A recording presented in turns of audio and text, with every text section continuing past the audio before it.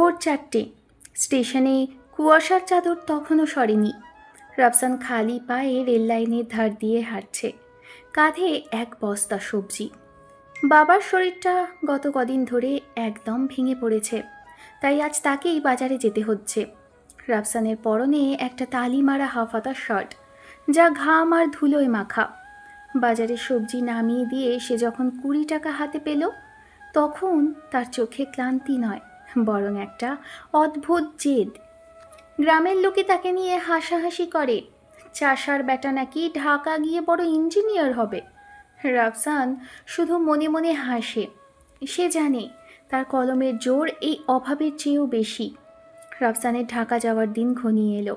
তার মা নিজের পুরনো ট্রাঙ্ক খুলে একটা রুমালের ভেতর পেঁচিয়ে রাখা কিছু টাকা বের করে দিলেন। টাকাগুলো কোচকানো, বোধহয় বহুদিনের জমানো। মা বললেন, বাবা, শহরে গিয়ে আমাদের কথা ভুলে যাস না। ওখানে বড় লোকদের ভিড়ে নিজেকে ছোট ভাবিস না। রাফসান তার ছেঁড়া মানিব্যাগটাতে টাকাগুলো গুছিয়ে রাখলো। ওই মানিব্যাগে টাকার চেয়ে তার অ্যাডমিট কার্ড আর রেজাল্ট শিটটাই বেশি দামি। ট্রেনে ওঠার সময় সে শেষবার তার মাটির ঘরটার দিকে তাকালো। অভাব তাকে তাড়া করছে ঠিকই, কিন্তু সে পালাচ্ছে না, সে লড়তে যাচ্ছে। ঢাকা শহরটা রাফসানের কাছে একটা দানবের মতো মনে হলো। নীলক্ষেতের মোড়ে দাঁড়িয়ে সে যখন ভার্সিটির রাস্তা খুঁজছিল, তখন তার চারপাশ দিয়ে দামি সব গাড়ি ভোঁ ভোঁ করে বেরিয়ে যাচ্ছে। পকেটে মাত্র কয়েকশো টাকা নিয়ে এই শহরে টিকিট থাকাটা তার কাছে হিমালয় জয়ের মতো মনে হচ্ছে। একটা সস্তা মেস খুঁজে নিয়ে সে যখন রাতে ডাল ভাত খাচ্ছিল, তখন তার কেবলই মনে হচ্ছিল এই শহরটা কি তাকে আপন করে নেবে। বিশ্ববিদ্যালয়ের প্রথম দিন। রাফসান একটা অতি সাধারণ সাদা শার্ট আর স্যান্ডেল পরে দাঁড়িয়ে আছে ডিপার্টমেন্টের সামনে। ঠিক তখনই একটা লাল রঙের স্পোর্টস কার এসে থামলো। সেখান থেকে নামলো নীল। পরনে দামি ব্র্যান্ডেড টি শার্ট আর চোখে সানগ্লাস। নীল গাড়ি থেকে নেমেই পাশে দাঁড়িয়ে থাকা সাইমকে জড়িয়ে ধরল। সাইম দেখতে বেশ মার্জিত, তার চলাফেরায় একটা মধ্যবিত্ত আভিজাত্য আছে। নীল হাসতে হাসতে বলল, কিরে সাইম, এই রোদে দাঁড়িয়ে আছিস কেন? চল ক্যাফেতে গিয়ে বসি। দাঁড়া দোস্ত, আগে রোল নাম্বারটা মিলিয়ে নি। আচ্ছা, ওই ছেলেটা রাফসানের দিকে ইশারা করে, মনে হয় আমাদের ব্যাচেরই। কেমন যেন ভ্যাবলা মেরে দাঁড়িয়ে আছে। হাই ব্রো, আমি নীল আর ও সাইম। তুমি কি এই ডিপার্টমেন্টে? জি, আমি রাফসান, গ্রাম থেকে এসেছি। গ্রাম থেকে আসিস আর মঙ্গল গ্রহ থেকে? এখন থেকে তুই আমাদের দোস্ত। চল, প্রথম দিনই একটা গ্র্যান্ড ট্রিট দিই তোকে। রাফসান অবাক হয়ে তাকিয়ে রইল। সে ভেবেছিল বড় লোকরা বুঝি অহংকারী হয়, কিন্তু নীলের এই বন্ধুত্বের হাত বাড়ানোটা তাকে চমকে দিল। রাফসান, নীলের টাকাটা একটু বেশি, ওটা নিয়ে চিন্তা করিস না, তুই শুধু আমাদের সাথে থাক। ক্লাসরুমটা তখন গুঞ্জনে মুখর। রাফসান পেছনের বেঞ্চে বসে মন দিয়ে লেকচার তুলছিল। হঠাৎ ক্লাসের তথাকথিত কুল গ্রুপের পাভেল রাফসানের ছেঁড়া স্যান্ডেল আর সস্তা ব্যাগটা দেখে টিপ্পনি কাটল। কিরে ভাই, এটা কি ভার্সিটি নাকি গ্রামের হাট? ক্লাসরুমে তো দেখি গোবরের গন্ধ আসছে। পুরো ক্লাস হেসে উঠল। রাফসান মাথা নিচু করে ডায়েরিটা শক্ত করে চেপে ধরল। তার চোখ ভিজে আসছিল অপমানে। ঠিক তখনই সামনের বেঞ্চ থেকে নীল সজোরে টেবিলে একটা থাপ্পড় মেরে উঠে দাঁড়ালো। নীল ধীর পায়ে পাভেলের সামনে গিয়ে দাঁড়ালো। তার চোখে তখন আগুন। নীল শান্ত স্বরে বলল, যাকে নিয়ে হাসছিস জানিস ওকে? ও আমার ভাই। আপন ভাই না হলেও ওর সম্মান আমার সম্মানের চেয়ে কম না। পরের বার ওর দিকে আঙুল তোলার আগে ভাববি নীলের সঙ্গে পাঙ্গা নিচ্ছিস। পোশাক দিয়ে মানুষ চেনা যায় না মিস্টার, ক্লাসটা করলে সেটাই বুঝতে পারতি। পুরো ক্লাসে পিনপতন নীরবতা নেমে এলো। রাফসান অবাক হয়ে তাকিয়ে রইল তার দুই বন্ধুর দিকে। ক্লাস শেষে ক্যাম্পাস সংলগ্ন বটতলার টং দোকানে তিন বন্ধু বসল। নীল এক হাতে রাফসানের কাঁধ জড়িয়ে ধরে বলল, দোস্ত, মন খারাপ করিস না। এই শহরে মানুষের চেয়ে মানুষের মুখোশ বেশি। রাফসান, তুই আমাদের সাথে থাকবি, কোনো সমস্যা হলে বলবি। আমরা তিন মূর্তির বন্ধন কেউ ভাঙতে পারবে না। আমি ভাবিনি তোরা আমাকে এইভাবে আগলে ধরবি। আরে পাগলা, তুই তো আমাদের গ্রুপের ব্রেইন, তোকে ছাড়া আমরা পাশ করব কি করে? চল আজ নীলক্ষেত গিয়ে তোকে কয়েকটা ভালো শার্ট কিনে দিই। রাফসান বিনয়ের সাথে মানা করলো, কিন্তু মনে মনে এক অদ্ভুত ভরসা পেল। এই আড্ডায় তারা তিনজনই প্রতিজ্ঞা করলো কারো বিপদে কেউ পিছু হটবে না। রাত 11টা। নীল আর সাইম তাদের লাক্সারি ফ্ল্যাটে থাকলেও রাফসান ফিরে এসেছে তার ছোট্ট মেসে। ছোট একটা রুম, বাল্বটা টিমটিম করে জ্বলছে। রাফসান তার ছেঁড়া মানিব্যাগটা বের করে দেখলো আর মাত্র 200 টাকা আছে পুরো মাসের জন্য। সে একটা ডায়েরি নিয়ে বসলো। সামনে কঠিন দিন। সে ঠিক করলো বন্ধুদের থেকে সে ভালোবাসা নেবে, কিন্তু টাকা নয়। আত্মসম্মানটুকু তার শেষ সম্বল। ডায়েরি প্রথম পাতায় সে লিখল, জিততে আমাকে হবেই, মায়ের মুখে হাসি ফোটাতে হবে। জানালার বাইরে ঢাকা শহরের ল্যাম্পপোস্টের আলোর দিকে তাকিয়ে রাফসান দীর্ঘশ্বাস ফেলল। এই কঠিন জীবনটা তার মাত্র শুরু হলো। নীলের বিশাল অট্টালিকা, ড্রয়িং রুমের ঝাড়বাতিগুলো জ্বলছে, কিন্তু ভেতরের পরিবেশটা থমথমে। নীলের বাবা একজন নামকরা ব্যবসায়ী, ফাইল ছুঁড়ে ফেলে চিৎকার করছেন, তোর পেছনে লাখ টাকা খরচ করে কি ওইসব ছোট লোক ছেলেদের সাথে ঘোরার জন্য? শুনলাম আজ ক্লাসে কারোর জন্য নাকি মারপিট করতে গিয়েছিলি। ও আমার বন্ধু বাবা, ছোট লোক না। ওর মেধা আপনার ব্যবসার অর্ধেক ডিরেক্টরের চেয়েও বেশি। মা মাঝখানে এসে থামানোর চেষ্টা করতেই বাবা গর্জে উঠলেন, কাল থেকে তোর সব ক্রেডিট কার্ড ব্লক। দেখি কত বড় বন্ধু হতে পারিস। নীল আর এক মুহূর্ত দাঁড়ালো না। নিজের রুম থেকে শুধু প্রয়োজনীয় কিছু জিনিস আর একটা প্যাকেট নিয়ে গটগট করে বেরিয়ে গেল। তার চোখে তখন অপমানের চেয়েও বেশি জেদ। রাত 12টা। রাফসান তার মেসের ভাঙা টেবিলটাতে বসে পুরনো একটা ক্যালকুলেটর দিয়ে হিসাব মেলাচ্ছিল, কিভাবে চাল আর ডালের খরচ কমানো যায়। হঠাৎ দরজায় কড়া নাড়ার শব্দ। দরজা খুলতেই রাফসান অবাক। সামনে দাঁড়িয়ে নীল, ঘামে ভেজা শরীর, হাতে একটা ট্রাভেল ব্যাগ। কিরে নীল, এই রাতে তুই এখানে? নীল সোজা ভেতরে ঢুকে একটা নড়বড়ে টুলে বসে পড়ল। দোস্ত, আজ থেকে আমি তোর ম্যাচমেট। বড়লোক তকমাটা ডাস্টবিনে ফেলে দিয়ে আসলাম। আজ রাতটা এখানে থাকতে দিবি? রাফসান বুঝতে পারল কিছু একটা বড় অঘটন ঘটেছে। সে নীলের হাত ধরে বলল, পাগল নাকি? এটা তোর থাকার জায়গা, এখানে তো ফ্যানটাও ঠিক মতো করে না। তোর সাথে থাকলে ফ্যান ছাড়াও ঘুম আসবে। পরদিন সকালে রাফসান যখন টিউশনি খোঁজার জন্য বের হতে যাচ্ছিল, নীল তাকে থামালো। ব্যাগ থেকে একটা সিল করা বক্স বের করে রাফসানের হাতে দিল। রাফসান ভ্রু কুঁচকে তাকালো। পাগল নাকি? খুলে দেখ। না নীল, এটা আমি নিতে পারবো না। তুই জানিস আমি এসব দামি গিফট নিই না। এটা গিফট না রে গাধা, এটা আমাদের যোগাযোগের মাধ্যম। কাল রাতে তোর সাথে যোগাযোগ করতে গিয়ে দেখি তোর ওই পুরনো বাটন ফোনটা বন্ধ। আর শোন, এটা আমার বাবার টাকায় কেনা না। গত মাসে একটা গেমিং টুর্নামেন্টে আমি এই টাকাটা পেয়েছিলাম। নিজের ভাইয়ের দেওয়া জিনিস ফেরাতে নেই রে। রাফসানের চোখে পানি এসে গেল। যে শহরে সে নিজেকে একা ভেবেছিল, সেখানে একজন বন্ধু তার জন্য নিজের রাজপ্রাসাদ ছেড়ে চলে এসেছে। সে ফোনটা হাতে নিয়ে নীলকে জড়িয়ে ধরল। সাইমও ঠিক সেই মুহূর্তে মেসে হাজির হলো, হাতে নাস্তা নিয়ে। 3 বন্ধু মিলে সেই ছোট ঘরেই হাসিতে ফেটে পড়ল। ভার্সিটিতে আসার পর ভার্সিটির কমন রুমের সামনে দিয়ে যাওয়ার সময় হঠাৎ পথ আগলে দাঁড়ালেন 3 জন সুন্দরী সিনিয়র। অদিতির হাতে চশমা, তিশার হাতে মোটা বই, আর রাইসা বেশ স্টাইলিশ ভঙ্গিতে দাঁড়িয়ে। অদিতি এগিয়ে এসে রাফসানের দিকে তাকিয়ে বলল, কিরে ফ্রেশার, খুব তো ভাব নিয়ে করছিস। শার্টটা কি আজই ইস্ত্রি করেছিস? রাফসান থতমত খেয়ে গেল। তিশা নীলের দিকে তাকিয়ে বলল, আর তুই বড়লোকের ছেলে হয়ে ক্লাসে বেশি ভাব নিচ্ছিস শুনলাম। খুব নাটক হচ্ছে বুঝি? এই যে মিস্টার মিডিল ক্লাস, তুই নাকি খুব ভালো কবিতা পারিস। এখন এই সবার সামনে আমাদের একটা কবিতা পড়ে শোনা, নয়তো এই করিডোর দিয়ে পার হতে দেব না। 3 বন্ধু একে অপরের দিকে তাকালো। নীল একটু হিরো সাজার চেষ্টা করতেই তিশা ধমক দিয়ে বলল, চুপ, সিনিয়রের সামনে একদম কথা বাড়াবি না। সেদিন প্রায় আধ ঘন্টা তিন বন্ধুকে কান ধরে দাঁড়িয়ে থাকতে হলো আর অদ্ভুত সব কাজ করতে হলো।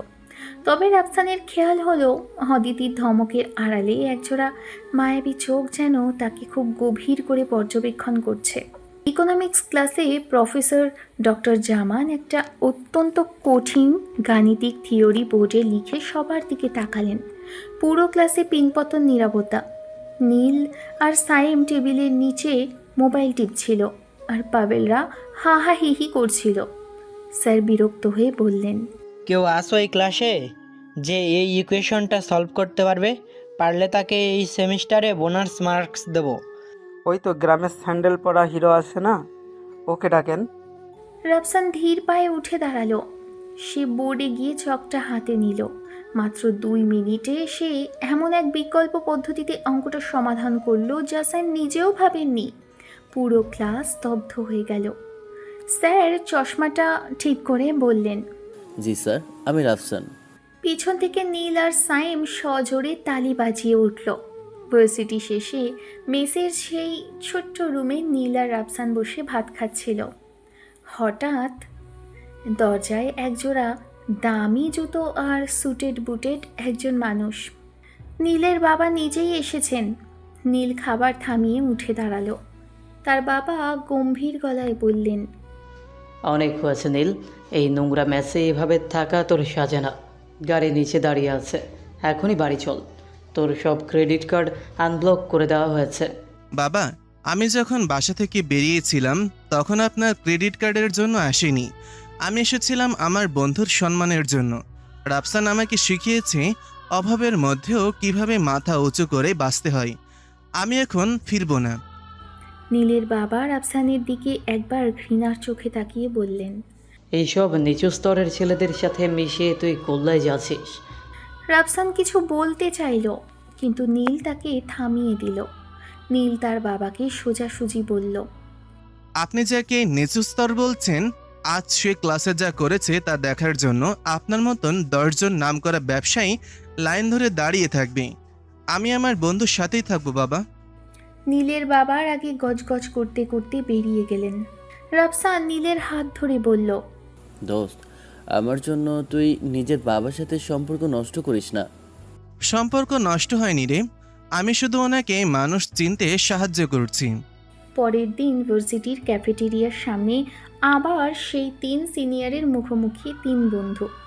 অদিতি হাত নেড়ে ডাকলো, এই যে গ্রামের হিরো আর তার 2 চামচা, এদিকে আয়। আজ তোদের নিয়ে লাইব্রেরির সব বই গুছিয়ে রাখবে। তিশা আর রাইসা পাশে দাঁড়িয়ে হাসছে। নীল ফিসফিস করে বলল, দোস্ত, আজ ধরা পড়লেই মান সম্মান শেষ। রাফসান মাথা খাটিয়ে একটা বুদ্ধি বের করলো। সে হঠাৎ করে পেটে হাত দিয়ে বসে পড়ল আর যন্ত্রণায় কুকিয়ে উঠে বলল, ওরে বাবারে নীল, তাড়াতাড়ি ধর আমাকে, অ্যাপেন্ডিসাইড বোধ হয় ফেটে গেল। নীল আর সাইম নাটকটা ধরে ফেললো মুহূর্তেই। তারা দুজনে রাফসানকে 2 পাশ থেকে ধরে চিৎকার শুরু করলো, কেউ সাহায্য করেন, রাফসান মারা যাচ্ছে। অদিতি, তিশা আর রাইসা ভোরকে গিয়ে একটু এগিয়ে আসতেই সাইম চিৎকার দিল, আপু সরেন, বমি করে দেব আপনার গায়ের উপর। বমির কথা শুনেই 3 সিনিয়র 3 দিকে ছিটকে সরে গেল। আর সেই সুযোগে রাফসান এক লাফে উঠে দাঁড়িয়ে বলল, টাটা আপুরা, কাল দেখা হবে। 3 বন্ধু ভোঁ দৌড় দিয়ে ক্যাম্পাস থেকে হাওয়া। পিছনে অদিতির রাগী কিন্তু কৌতুক ভরা কণ্ঠ শোনা গেল, দাঁড়া, তোদের দেখাচ্ছি মজা। ক্যাম্পাসের বাইরে একটা ঝুপড়ি দোকানে বসে 3 বন্ধু হাঁপাতে হাঁপাতে হাসছে। নীল হাসতে হাসতে প্রায় গড়াগড়ি খাচ্ছে। দোস্ত রাফসান, তুই তো জাস্ট অস্কার পাওয়ার মতন অ্যাক্টিং করলি। বমির কথা শুনে রাইসা আপুর ফেসটা দেখার মতন ছিল। কিন্তু কাল যখন আবার দেখা হবে তখন কি হবে ভেবেছিস? সিনিয়র আপু তো আমাদের কাছাকাছি দিয়ে খাবে। কালকেরটা কালকে দেখা যাবে, অন্তত আজকের দিনটা তো বাঁচলাম। এই যে আমরা 3 জন একসাথে বিপদে লড়ছি, এটাই আসল আনন্দ। রাফসান আর নীল মেসে ফিরতেই দেখলো তাদের জিনিসপত্র সব দরজার বাইরে রাখা। মেসের মালিক হারুন মিয়া রাগী মুখে দাঁড়িয়ে, এই মিয়া, আমার মেসে একজনের সিটে 2 জন থাকা নিষেধ। আর এই যে বড়লোকের পোলা, আপনার বাপে ফোন দিয়ে বলছে আপনাকে যেন মেসে না রাখি। আপনারা এখনই বিদায় হন। রাফসান অনেক অনুরোধ করল, কিন্তু মালিক শুনলেন না। তিনি সাফ জানিয়ে দিলেন, এই মেস গরিবের জন্য, ড্রামা করার জায়গা না। ভাগো এখান থেকে। সন্ধ্যায় দুই বন্ধু নিজেদের ব্যাগ আর বই নিয়ে রাস্তায় এসে দাঁড়ালো। নীলের চোখে জল চলে এলো অপমানে, কিন্তু রাফসান তার হাত শক্ত করে ধরল। নীল তার এক বন্ধুর পরিচিত ছোট একটা সাবলেট বাসার খোঁজ পেল। বাসাটা পুরনো হলেও শান্ত পরিবেশ, কিন্তু একা থাকাটা কষ্টে। তারা ঠিক করলো সাইমকেও সাথে নিয়ে আসবে। সাইম মেসে থাকতো না, সে তার এক আত্মীয়র বাসায় থাকতো। সেখানে তাকে অনেক কথা শুনতে হতো। পরদিন সকালে তারা সাইমকে ধরে নিয়ে এলো। সাইম আপত্তি করে বলল, আরে আমি এখানে থাকতে তো পড়াশোনা হবে না। নীল আর আফসান জোর করে ওকে টেনে নিয়ে এলো। চুপ থাক, আমরা 3 বন্ধু এখন একসাথে থাকবো। জীবনটা আমাদের, সিদ্ধান্ত আমাদের। অবশেষে একটা ছোট 2 কামরার বাসায় শুরু হলো 3 বন্ধুর নতুন সংসার। রাফসান রান্নার দায়িত্ব নিল, নীল ঘর গোছানোর, আর সাইম বাজারের। অভাব আছে, কষ্ট আছে, কিন্তু কারোর কোনো পিছু টান নেই। পরদিন ক্যাম্পাসে পা রাখতেই 3 বন্ধু দেখল করিডোরের 2 পাশে সিনিয়ররা ব্যারিকেড দিয়ে দাঁড়িয়ে আছে। অদিতি রাগী চোখে তাকিয়ে বলল, গতকালকে সেই নাটকটা বেশ ছিল না? আমাদের বমির ভয় দেখিয়ে পালাবি। আজ তোদের জন্য স্পেশাল পানিশমেন্ট আছে। এনে বালতি, পুরো অডিটোরিয়ামের মেঝে এখন তোরা পরিষ্কার করবি। 30 মিনিট সময়, শুরু কর। নীল আর সাইম ভরকে গেলেও রাফসান মুচকি হাসল। সে অদিতির কাছে গিয়ে খুব বিনয়ের সাথে বলল, আপু, আমরা তো পরিষ্কার করবই, কিন্তু একটা সমস্যা আছে। আমরা আসার সময় দেখলাম প্রিন্সিপাল স্যার অডিটোরিয়ামে দিকে আসেন একটা সারপ্রাইজ ভিজিটে। আমরা যদি এখন বালতি নিয়ে পরিষ্কার করি তবে উনি ভাববেন আপনারা আমাদের র্যাক দিচ্ছেন, তখন আপনাদের সবার স্কলারশিপ বাতিল হয়ে যেতে পারে। রাইজা আর দিশা একে অপরের দিকে তাকালো। প্রিন্সিপালের ভয়টা বেশ কাজ করলো। রাইজা ফিসফিস করে বলল, অদিতি, রিস্ক নেওয়ার দরকার নেই। সত্যি তো? জি আপু, উনি তো বোধহয় সিঁড়িতেই আছেন। এই কথা শুনেই 3 সিনিয়র দ্রুত সেখান থেকে সরে পড়ল। নীল আর সাইম রাফসানকে ইশারা করতেই 3 জন উল্টো দিকে দৌড় দিয়ে ক্যাফেটেরিয়ার পেছনে লুকিয়ে পড়ল। আসলে প্রিন্সিপাল স্যার সেদিন ক্যাম্পাসেই ছিলেন না। ক্যাফেটেরিয়ার পেছনে ঘাসের ওপর বসে নীল হাসতে হাসতে বলল, রাফসান, তুই তো জাস্ট জিনিয়াস।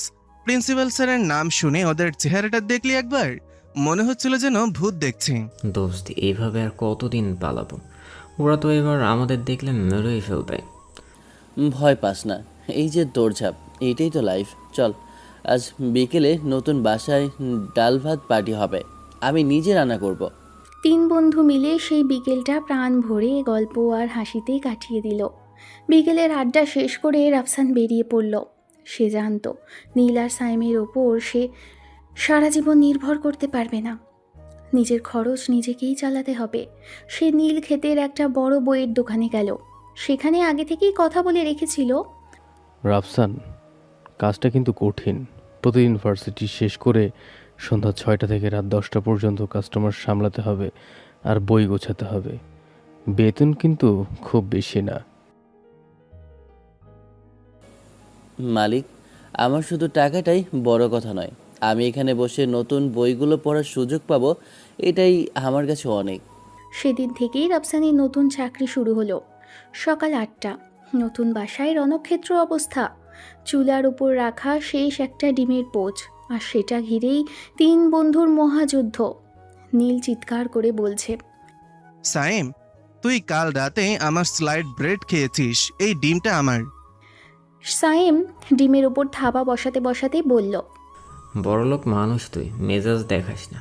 তোর পেটে তো পিৎজা থাকে, এই ডিমে পুষ্টি আমার দরকার। ঠিক তখন রাফসান তার সেই চিরচেনা গম্ভীর শান্ত স্বরে বলল, ডিমটা আমি খাবো, কারণ রান্না আমি করেছি। তোরা দুজন এখন ঝাড়ু আর বালতি ধর, ঘর পরিষ্কার কর। মুহূর্তেই যুদ্ধ থমকে গেল। নীল আর সাইম একে অপরের দিকে তাকিয়ে ডিমের আশা ছেড়ে দিয়ে ঝাড়ু হাতে নিল। অন্যদিকে ক্যাম্পাসে অদিতি, তিশা, রাইসা আর আগে ফুসছে। অদিতি টেবিল চাপড়ে বলল, এটা হতে পারে না। পর পর 3বার ওই পিচ্চিগুলো আমাদের বোকা বানিয়ে পালালো। আমাদের ইমেজের কি হবে? ওরা আসলে অনেক চালাক, বিশেষ করে ওই রাফসান ছেলেটা। ও আমাদের সাইকোলজি নিয়ে খেলছে। এবার আর পালানোর সুযোগ দেব না। আমি খুঁজে নিয়েছি, আজ ওদের ডিপার্টমেন্টের একটা প্রেজেন্টেশন আছে। ওরা করিডোর দিয়ে যাবে না, ব্যাক গেট দিয়ে বের হবে, আমরা সেখানেই থাকবো। এবার ওদের এমন এক ফাঁদে ফেলবো যেখান থেকে বের হতে গেলে ওদের আমাদের শর্ত মানতেই হবে। ভার্সিটিতে এসে তারা প্রেজেন্টেশন শেষ করে 3 বন্ধু যখন ব্যাক গেট দিয়ে চুপি চুপি বের হতে চাইল, দেখলো গেটে তালা। আর গেটের ঠিক সামনেই 3 সিনিয়র হাত ভাঁজ করে দাঁড়িয়ে আছে। অদিতি গম্ভীর গলায় বলল, কিরে, এবার কোথায় পালাবি? ডানে দেওয়াল, বামে দেওয়াল, আর সামনে আমরা। আজ তোদের কান ধরে পুরো ক্যাম্পাসে আমি চোর বলে ঘুরে বেড়াতে হবে। আপু আসলে রাফসান হঠাৎ পাশ থেকে এক বিড়াল ছানাকে দেখে চিৎকার করে উঠল। ওই দেখুন, রাইসাপুর পায়ের নিচে বড় একটা ইঁদুর। রাইসা ইঁদুরের নাম শুনে বিকট চিৎকার দিয়ে অদিতির উপর ঝাঁপিয়ে পড়ল। তিশা রাইসাকে ধরতে গিয়ে নিজেও টাল সামলাতে পারল না। সেই হট্টগোলের মধ্যে রাফসান চোখের ইশারায় নীল আর সাইমকে ইশারা করল। তারা 3 জন গেটের পাশের ছোট্ট ড্রেন আর পাঁচিল ঘেরা একটা সরু ফাঁক দিয়ে বেরিয়ে গেল। বাইরে গিয়ে নীল হাঁপাতে হাঁপাতে বলল, ইঁদুর কোথায় ছিল রে? ইঁদুর তো আমার মাথায় ছিল। পরের পিরিয়ডের ক্লাসে প্রফেসর ঢুকছেন, কিন্তু 3 বন্ধুর অবস্থাও করুন। দেওয়াল টপকাতে গিয়ে নীলের দামি জিন্সটা একটু ফেটে গেছে, আর সাইমের চুলে মাকড়সার জাল। প্রফেসর নীলকে জিজ্ঞেস করলেন, নীল, তোমার এই অবস্থা কেন?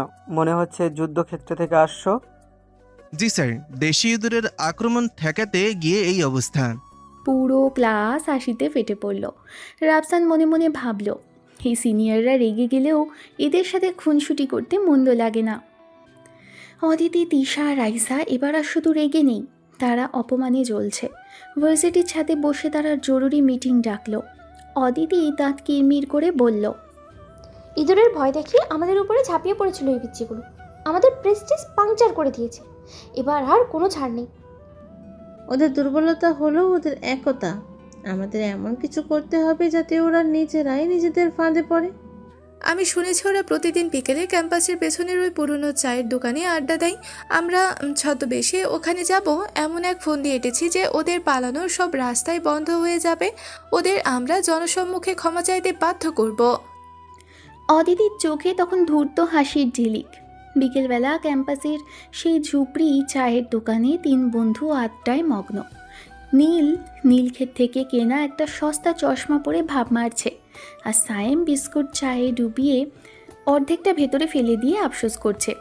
রাফসান হাসতে হাসতে বলল, সায়েম, তোর এই বিস্কুট উদ্ধার অভিযান দেখে মনে হচ্ছে তুই টাইটানিক জাহাজ খুঁজছিস। দোস্ত, দুপুরে যে রাইসা আপু অদিতি আপুর ওপর লাফিয়ে পড়লো, সেটা ভাবলেই আমার আজকে রাতে আর ঘুম আসবে না। মনে হচ্ছিল কোনো কমেডি মুভি দেখছি। ঠিক তখন পেছন থেকে বোরখা পরা 3 জন মহিলা তাদের পাশের টেবিলে এসে বসল। নীল তাদের দিকে তাকিয়ে বলল, দেখেছিস, আমাদের আড্ডা দেখার জন্য এখন মানুষ আসছে। সে জানতো না এই বোরখার আড়ালে স্বয়ং 3 ডাইনি সিনিয়ররা বসে আছে। তারা ফিসফিস করে কথা বলছিল, আর নীল তাদের নিয়ে উল্টোপাল্টা জোকস শোনাচ্ছিল, যা শুনে আড়ালে থাকা অদিতির আগে কাঁপছিল। হঠাৎ অদিতি বোরখা খুলে উঠে দাঁড়ালো। এই, তোদের সাহস কত আমাদের নিয়ে মস্করা করিস? 3 বন্ধু অপ্রস্তুত হয়ে গেল। রাইসা 1 বালতি নোংরা পানি নিয়ে আসছিল ওদের গায়ে ঢালার জন্য, কিন্তু রাফসান আগে থেকে জানতো যে কিছু একটা তো হতে যাচ্ছে। সেই ইশারায় নীল আর সাইমকে তৈরি থাকতে বলল। ঠিক যখনই রাইসা পানি ছুটতে যাবে, রাফসান পাশ থেকে একটা পানির পাইপ টেনে ধরল। পাইপটা টিপতেই সজোরে পানি ধারা গিয়ে পড়ল 3 সিনিয়রের ওপর। অদিতি, তিশা, রাইসা মুহূর্তেই ভিজে একাকার। তাদের দামি মেকআপ আর হেয়ার স্টাইল সব শেষ। ওরে আল্লাহ, আমার আইলাইনার ধুয়ে গেল। রাফসান পানির পাইপটা ফেলে দিয়ে চিৎকার দিল। বন্ধুগণ, জলকিলির ওসব শেষ, এখন দৌড়। 3 বন্ধু 1 সেকেন্ডও দেরি না করে বনের হরিণের মতো ভোঁ দৌড় দিল। পেছনে ভেজা অবস্থায় অদিতি চিৎকার করতে লাগলো, রাফসান, তোকে আমি কাঁচা চিবিয়ে খাবো, আজ কেউ তোকে বাঁচাতে পারবে না। কিন্তু 3 বন্ধু ততক্ষণে মেইন রোড পার হয়ে রিকশায় উঠে পড়েছে। রিকশায় বসে নীল আর সাইম হাসতে হাসতে প্রায় দম বন্ধ হওয়ার উপক্রম। অদিতি ভিজে একাকার হয়ে বাড়ি ফিরল। ড্রয়িং রুমে পা রাখতেই তার ছোট বোন অরণি তাকে দেখে হাঁ হয়ে গেল। অদিতির পারফেক্ট হেয়ারস্টাইল এখন কাক ভেজা, আর চোখের কাজল ধুয়ে গাল বেয়ে নিচে নেমেছে। অরণি হো হো করে হাসতে হাসতে সোফায় লুটিয়ে পড়ল। আপু, তুমি কি কোনো ওয়াটার পার্কে ফাইট করতে গিয়েছিলে, নাকি আকাশ থেকে শুধু তোমার উপরই বৃষ্টি পড়েছে? চুপ কর, ওই 3টে বাদর জুনিয়র আজ আমাকে পাইপ দিয়ে ভিজিয়ে দিয়েছে, বিশেষ করে ওই রাফসান, ওরে আমি একবার পাই। যে ছেলে তোমাকে এমন নাকানি চুবানি খাওয়াতে পারে, তাকে তো আমার একবার দেখা দরকার। বাপরে, আমাদের দাপুটে অদিতি আপুকে এক ফুয়ে ভিজিয়ে দিল। অদিতি নিজের রুমের দরজা ধরাস করে বন্ধ করে দিল, কিন্তু তার মনে রাফসানের সেই আত্মবিশ্বাসী হাসিখানা বারবার ভেসে উঠতে লাগলো। বাসায় ফিরে নীল আর সাইম খুশিতে নাচছে। নীল তার টি শার্ট খুলে ঘোরাতে ঘোরাতে বলল, সাইম, তুই কি দেখেছিস রাইসাপুর আইলানার যখন গালে নামছিল, মনে হচ্ছিল কোনো হরর মুভির শুটিং হচ্ছে। দোস্ত, আজ তো বেঁচে গেলাম, কিন্তু রাফসান, তুই পাইপটা সময় মতো না ধরলে আজ আমাদের ইজ্জত পাঞ্চার হয়ে যেত। হাসাহাসি রাখ, এবার সিরিয়াস হ। আমরা কিন্তু সিনিয়রের সাথে একটু বেশি করে ফেলেছি, তবে হ্যাঁ, আজ ওদের যা চেহারা ছিল সেটা মনে থাকলে সারা জীবন হাসা যাবে। রাফসান তার কর্মস্থল সেই বইয়ের দোকানে ব্যস্ত। হঠাৎ দোকানের মালিক চৌধুরী সাহেব ব্যাগ থেকে একটা খাম বের করতে গিয়ে খেয়াল করলেন না যে 500 টাকার কয়েকটা নোট নিচে পড়ে গেছে। রাফসান তখন অন্য একটা সেলফে বই গোছাচ্ছিল। কিছুক্ষণ পর চৌধুরী সাহেব যখন ক্যাশ মেলাতে বসলেন, তিনি অস্থির হয়ে উঠলেন। আরে, আমার পকেট থেকে কিছু টাকা পড়ে গেছে মনে হচ্ছে। রাফসান, তুমি কি কিছু দেখেছো? রাফসান শান্তভাবে এগিয়ে এলো। তার হাতে নিচে পড়ে থাকা 1500 টাকা। সে টাকাটা মালিকের হাতে দিয়ে বলল, স্যার, এই যে আপনার টাকা, আপনি যখন খাম বের করেছিলেন তখন এগুলো পড়ে গিয়েছিল। চৌধুরী সাহেব অবাক হয়ে রাফসানের দিকে তাকালেন। তিনি জানতেন রাফসান খুব গরিব, এই টাকাটা সে অনায়াসেই লুকিয়ে রাখতে পারত। তিনি রাফসানের কাঁধে হাত রেখে বললেন, রাফসান, এই শহরে মেধাবী অনেক পাওয়া যায়, কিন্তু সৎ মানুষ পাওয়া কঠিন। আজ থেকেই দোকানের চাবি তোমার কাছেও থাকবে। আমি তোমাকে চোখ বন্ধ করে বিশ্বাস করতে পারি। রাফসান হাসল। তার মনে হলো সততার এই পুরস্কারটা তার মায়ের দোয়ার ফল। সে বুঝতে পারল পরিশ্রম আর সততা থাকলে এই কঠিন শহরেও টিকে থাকা সম্ভব। পরের দিন অদিতি, তিশা আর রাইসা এবার আর কোনো ছোটোখাটো ফন্দি নয়, বরং বড় কিছু করার পরিকল্পনা করলো। ক্যান্টিনে বসে তারা মাথা খাটাচ্ছে। অদিতির চোখে তখনও কালকের দিনের অপমানের আগুন। পানির পাইপ দিয়ে ভিজিয়ে ওরা ভেবেছে পার পেয়ে যাবে। এবার এমন কিছু করব যাতে ওরা দৌড়ানোর জায়গাও না পায়। ওদের সবচেয়ে বড় শক্তি হলো ওদের সাহস। এই সাহসটাকেই এবার ভয়ের কাছে হার মানতে হবে। আমি সব ব্যবস্থা করে ফেলেছি, এবার শুধু ওদের আমাদের পাল্লায় পড়ার অপেক্ষা। ভার্সিটিতে ক্লাসে প্রফেসর ডক্টর জামান ঢুকে গম্ভীর গলায় ঘোষণা করলেন, আগামীকাল তোমাদের ইকোনমিক্সের উপর একটা ক্লাস টেস্ট হবে। এই টেস্টের মার্কস তোমাদের ফাইনাল রেজাল্টে যোগ হবে। পুরো ক্লাসে কান্নার রোল পড়ে গেল। নীল আর সাইমের তো মাথায় আকাশ ভেঙে পড়ার দশা। নীল ফিসফিস করে রাফসানকে বলল, দোস্ত, কাল তো আমরা সারাদিন আড্ডাই দিয়েছি, কিছুই তো পড়িনি। এবার তো নির্ঘাত ফেল। ভয় পাস না, রাতে আমি তোদের সব বুঝিয়ে দেব। কিন্তু মনে মনে রাফসান চিন্তায় পড়ল, কারণ আজ রাতেই তার দোকানে জরুরি কাজ আছে।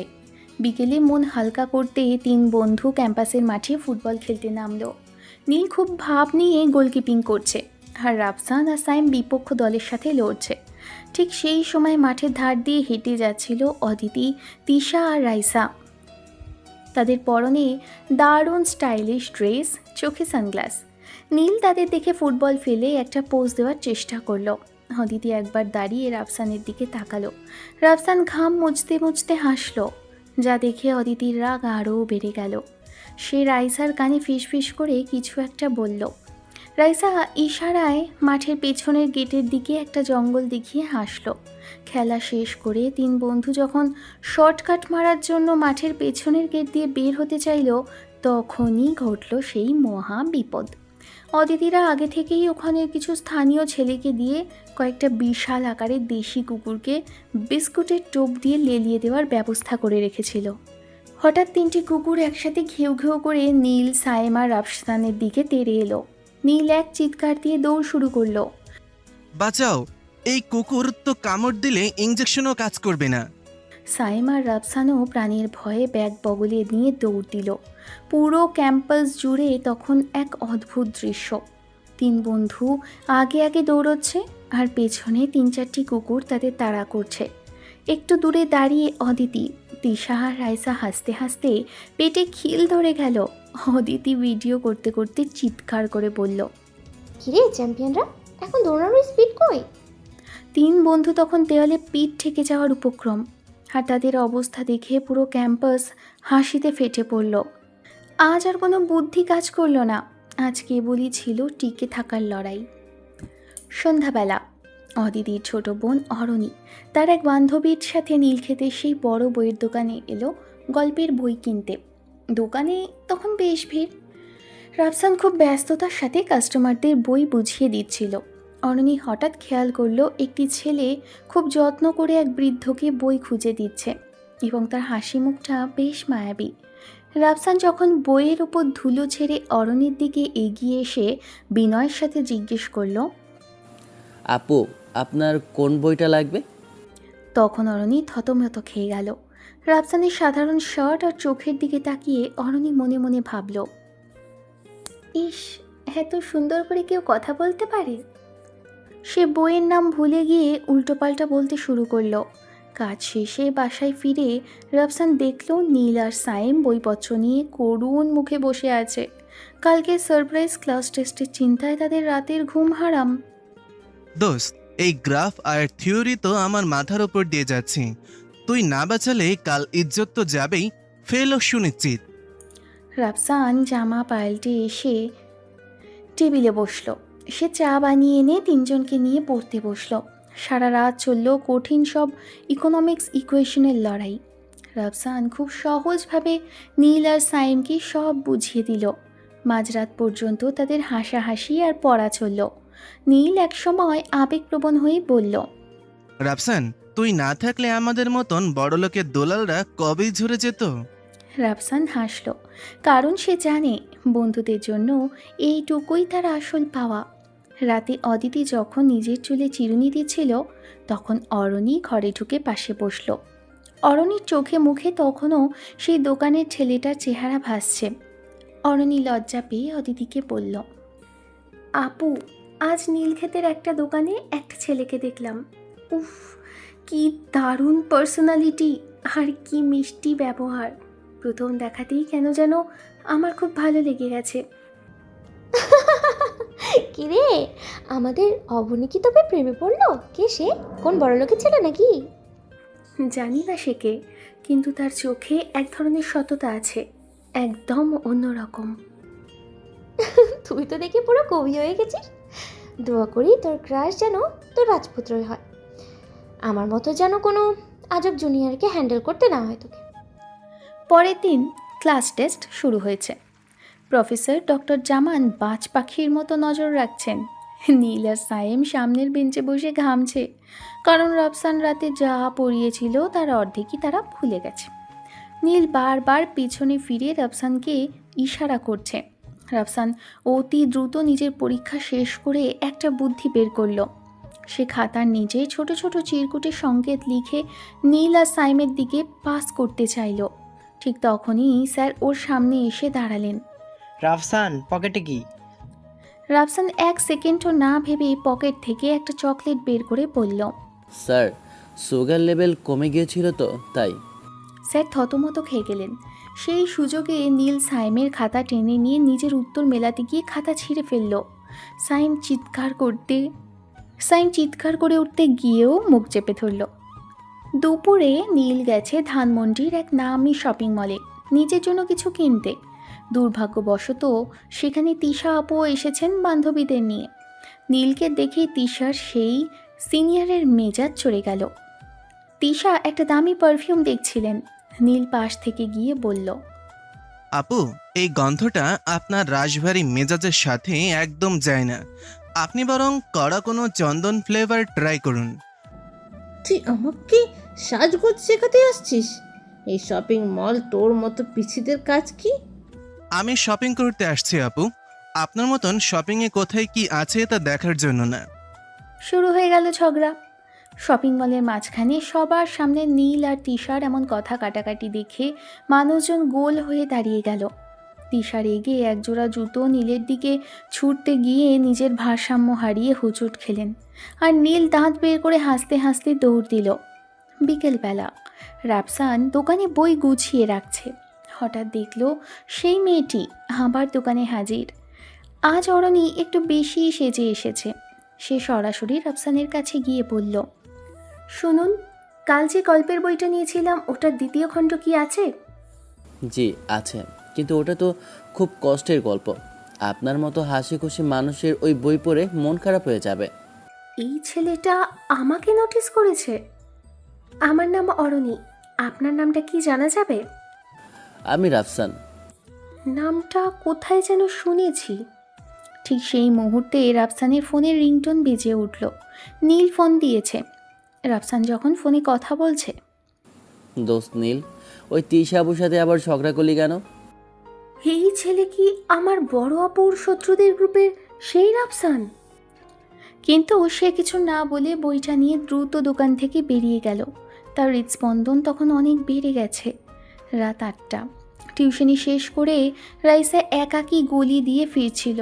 হঠাৎ 2-3 জন বখাটে গুন্ডা তার পথ আগলে দাঁড়ালো। রাইসা ভয়ে জমে গেল। চিৎকার করার মতো শক্তিও পাচ্ছিল না। ঠিক সেই সময় সেখান দিয়ে ফিরছিল সাইম। রাইসার বিপদ দেখে সে মুহূর্তের জন্য ভয় পেয়ে গেলেও পরক্ষণেই বন্ধুর দেওয়া সাহসে বুক বাঁধল। সাইম আশেপাশে তাকিয়ে একটা লাঠি দেখে সেটা নিয়ে এক হুঙ্কার দিয়ে এগিয়ে গেল। এই সাহস থাকলে আমাদের সাথে লড়। সাইমের মারকুটে রূপ দেখে গুন্ডারা কিছুটা হকচকিয়ে গেল। সাইম এলোপাথারি লাঠি চালাতে শুরু করলো। পরিস্থিতির বেগতিক দেখে গুন্ডারা গলি দিয়ে দৌড়ে পালালো। রাইসা তখনও কাঁপছে। সাইম শান্ত গলায় বলল, আপু ভয় নেই, আমি আছি তো, চলুন আপনাকে রিকশায় তুলে দিই। রাইসা অবাক চোখে সাইমের দিকে তাকিয়ে রইল। যে ছেলেকে সে সারাদিন র্যাগ দিত সেই আজ তাকে রক্ষা করতে চলে এলো। বাসায় ফিরে সাইম তখন উত্তেজনায় কাঁপছে। সাইম রুমে ঢুকেই শার্টের কলার ঠিক করে বলল, দোস্তরা, আজ তোদের বন্ধু যা করেছে সেটা শুনলে তোরা আমাকে মেডেল দিবি। কি করলি? কোনো বিড়ালকে উদ্ধার করলি নাকি? সাইম গম্ভীর হয়ে রাইসা আপুকে উদ্ধারের পুরো কাহিনীটা সবিস্তারে বর্ণনা করল। তবে বর্ণনায় কিছুটা রং ছড়িয়ে বলল যে সে একাই 5-6 জনকে কুপকাত করেছে। নীল আর রাফসান হো হো করে হাসলেও মনে মনে সাইমের জন্য গর্ববোধ করল। যাই বলিস দোস্ত, আজ তুই একটা সত্যিকারের হিরোর কাজ করেছিস। অরণি তখনও নীলক্ষেতের সেই দোকান আর রাফসান নামটা নিয়ে ভাবছে। সে ড্রয়িং রুমে গিয়ে অদিতির পাশে বসলো। খুব কৌশলে জিজ্ঞেস করলো, আচ্ছা আপু, তোমার ভার্সিটির সেই পাজি জুনিয়রগুলোর নাম কি জানো? ওই যারা তোমাকে খুব জ্বালিয়েছিল। আর বলিস না, ওই গ্রুপের মেইন শয়তানটার নাম হলো রাফসান। দেখতে খুব সহজ সরল, একদম সাজার ভান করে, বুঝছিস? কিন্তু ওর মাথায় রাজ্যের শয়তানি, সাথে আছে নীল আর সাইম। রাফসান নামটা শুনে অরণির বুকটা ধক করে উঠল। সে নিশ্চিত হয়ে গেল যে তার ক্রাশ আর অদিতির চিরশত্রু একই ব্যক্তি। সে মনে মনে হাসলো আর ভাবল, আপু যাকে শয়তান ভাবছে সে আসলে কতটা অমায়িক। কিন্তু সে অদিতিকে কিছুই বুঝতে দিল না। পরদিন সকাল, বাথরুম থেকে নীল ভিজে শরীরে বের হয়ে দেখে তার গামছাটা নেই। সাইম তখন ওই গামছাটা দিয়েই মুখ মুছছে। এই সাইম, এটা আমার দামি গামছা, এটাতে তুই মুখ মুচ্ছিস কেন? আরে ভাই, বন্ধুত্বের মধ্যে আবার তোর আমার কি? আমারটা তো এখনো শুকায়নি। শুরু হলো দুই বন্ধুর গামছা নিয়ে টানাটানি। নীল গামছার এক প্রান্ত ধরে টানছে আর সাইম অন্য প্রান্ত। টানাটানিতে এই গামছাটা মাঝখান দিয়ে মাট করে ছিঁড়ে গেল। নীল আর সাইম দুজন দুদিকে ছিটকে পড়ল। দুই বন্ধু মিলে মেঝের উপর গড়াগড়ি খেয়ে হাসতে লাগলো। ভার্সিটিতে অদিতি আর তিশা এবার কোমর বেঁধে নেমেছে। ক্যান্টিনে বসে তারা তিন বন্ধুকে চূড়ান্ত অপদস্থ করার ছক কষছে। অদিতি বলল, সাইমকে দিয়ে কাল পুরো করিডোরে ব্যাঙের মতো লাফানো শুরু করাবো। অনেক হয়েছে, ছাড় দেওয়া। কি রে রাইসা, তুই কিছু বলছিস না কেন? তুই তো কাল বললি সাইমকে মুরগি বানাবি। রাইসা আনমনা হয়ে বসেছিল। গত রাতে সেই অন্ধকার গলিতে সাইমের সাহসের কথা মনে পড়লে তার ভেতরে কেমন যেন একটা অপরাধবোধ কাজ করছে। সে নিচু স্বরে বলল, আরে না, বলছিলাম যে থাক না এবার, ওরা পিচ্ছি মানুষ, কয়বার আর ওদের পেছনে লাগবো। অদিতি অবাক হয়ে রাইসার দিকে তাকালো। রাইসা যে হঠাৎ কেন এমন নরম হয়ে গেল সেটা অদিতির মাথায় ঢুকল না। ক্লাসে তখন সাহিত্য পড়ানো হচ্ছে। নীলকে ম্যাডাম দাঁড় করিয়ে বললেন, নীল, তুমি তো খুব শৌখিন, আমাদের একটা কবিতা শুনিয়ে দাও তো। নীল বুক টান টান করে দাঁড়িয়ে পড়ল। সে ভাবল এই সুযোগে একটু হিরো হওয়া যাক। সে হাত নেড়ে অভিনয় করে বলতে শুরু করলো, ওগো প্রিয়তমা, তোমার চশমার ফ্রেম যেন আমার হৃদয়ের জেলখানা। পুরো ক্লাস হাসিতে ফেটে পড়ল। ঠিক সেই মুহূর্তে করিডোর দিয়ে তিশা হেঁটে যাচ্ছিলেন। জানালার পাশ দিয়ে যাওয়ার সময় তার কানে নীলের এই চশমার ফ্রেম মার্কা ছড়াটা পৌঁছানো মাত্রই তিনি থেমে গেলেন। তিশা ক্লাসের দরজায় এসে দাঁড়ালেন। ম্যাডাম অবাক হয়ে বললেন, কিছু বলবে তিশা? নীল, তোর এই সস্তা কবিতাটা কি আমার চশমা নিয়েছিল? ক্লাস শেষে করিডোরে আসিস, তোর হৃদয়ের জেলখানা আমি ভেঙে গুঁড়ো করে দেব। নীলের কবিতার সব ভূত এক সেকেন্ডে নেমে গেল। দুপুরে রাফসান করিডোর দিয়ে একাই যাচ্ছিল। হঠাৎ দেখলো অদিতি সামনের দিক থেকে রাগী ভঙ্গিতে আসছে। রাফসানের হাতে তখন কিছু বই ছিল। অদিতিকে দেখে রাফসান ডানে বামে কোনো রাস্তা না পেয়ে পাশের লেডিজ টয়লেটের ভেন্টিলেটর আর দরজার মাঝখানে সরু জায়গায় লুকিয়ে পড়ার চেষ্টা করলো। অদিতি বুঝতে পেরে টয়লেটের দরজার সামনে গিয়ে চিৎকার করে বলল, রাফসান, বের হয়ে আয়, আমি জানি তুই এখানেই আছিস। রাফসান দেখলো আর কোনো উপায় নেই। সে হঠাৎ বুদ্ধি করে দরজার বাইরে থাকা একটা লাঠি দিয়ে টয়লেটের ছিটকিনিটা বাইরে থেকে আটকে দিল। অদিতি ভেতরে থাকা অবস্থায় ধাক্কা দিয়ে দেখলো দরজা বন্ধ। আপু 10 মিনিট রেস্ট নেন, আমি আসছি। বলেই রাফসান এক ভোঁ দৌড়। অদিতি ভেতর থেকে চিৎকার করতে লাগলো, রাফসান, তুই আমাকে টয়লেটে বন্ধ করলি, তোকে আমি দেখে নেব। রাফসান তখন মাঠ পার হয়ে গেটের বাইরে। তার হাসি আর ধরে না, যদিও সে জানে এর পরিণাম হবে ভয়াবহ। রাইসা টয়লেটে যাচ্ছিল। হঠাৎ টয়লেটের ভেতর থেকে অদিতির চিৎকার আর দরজায় ধুমধাম শব্দ শুনে রাইসা দৌড়ে এলো। দরজার বাইরে লাঠি দিয়ে ছিটকিনি আটকানো দেখে রাইসা অবাক। সে ছিটকিনি খুলতেই অদিতি প্রায় রণচণ্ডী মূর্তিতে বেরিয়ে এলো। অদিতির চুলগুলো উস্কো খুস্কো, গরমে মুখ লাল হয়ে গেছে। রাইসা অদিতির এই অবস্থা দেখে প্রথমে থতমত খেলেও পরক্ষণেই খিলখিল করে হেসে উঠল।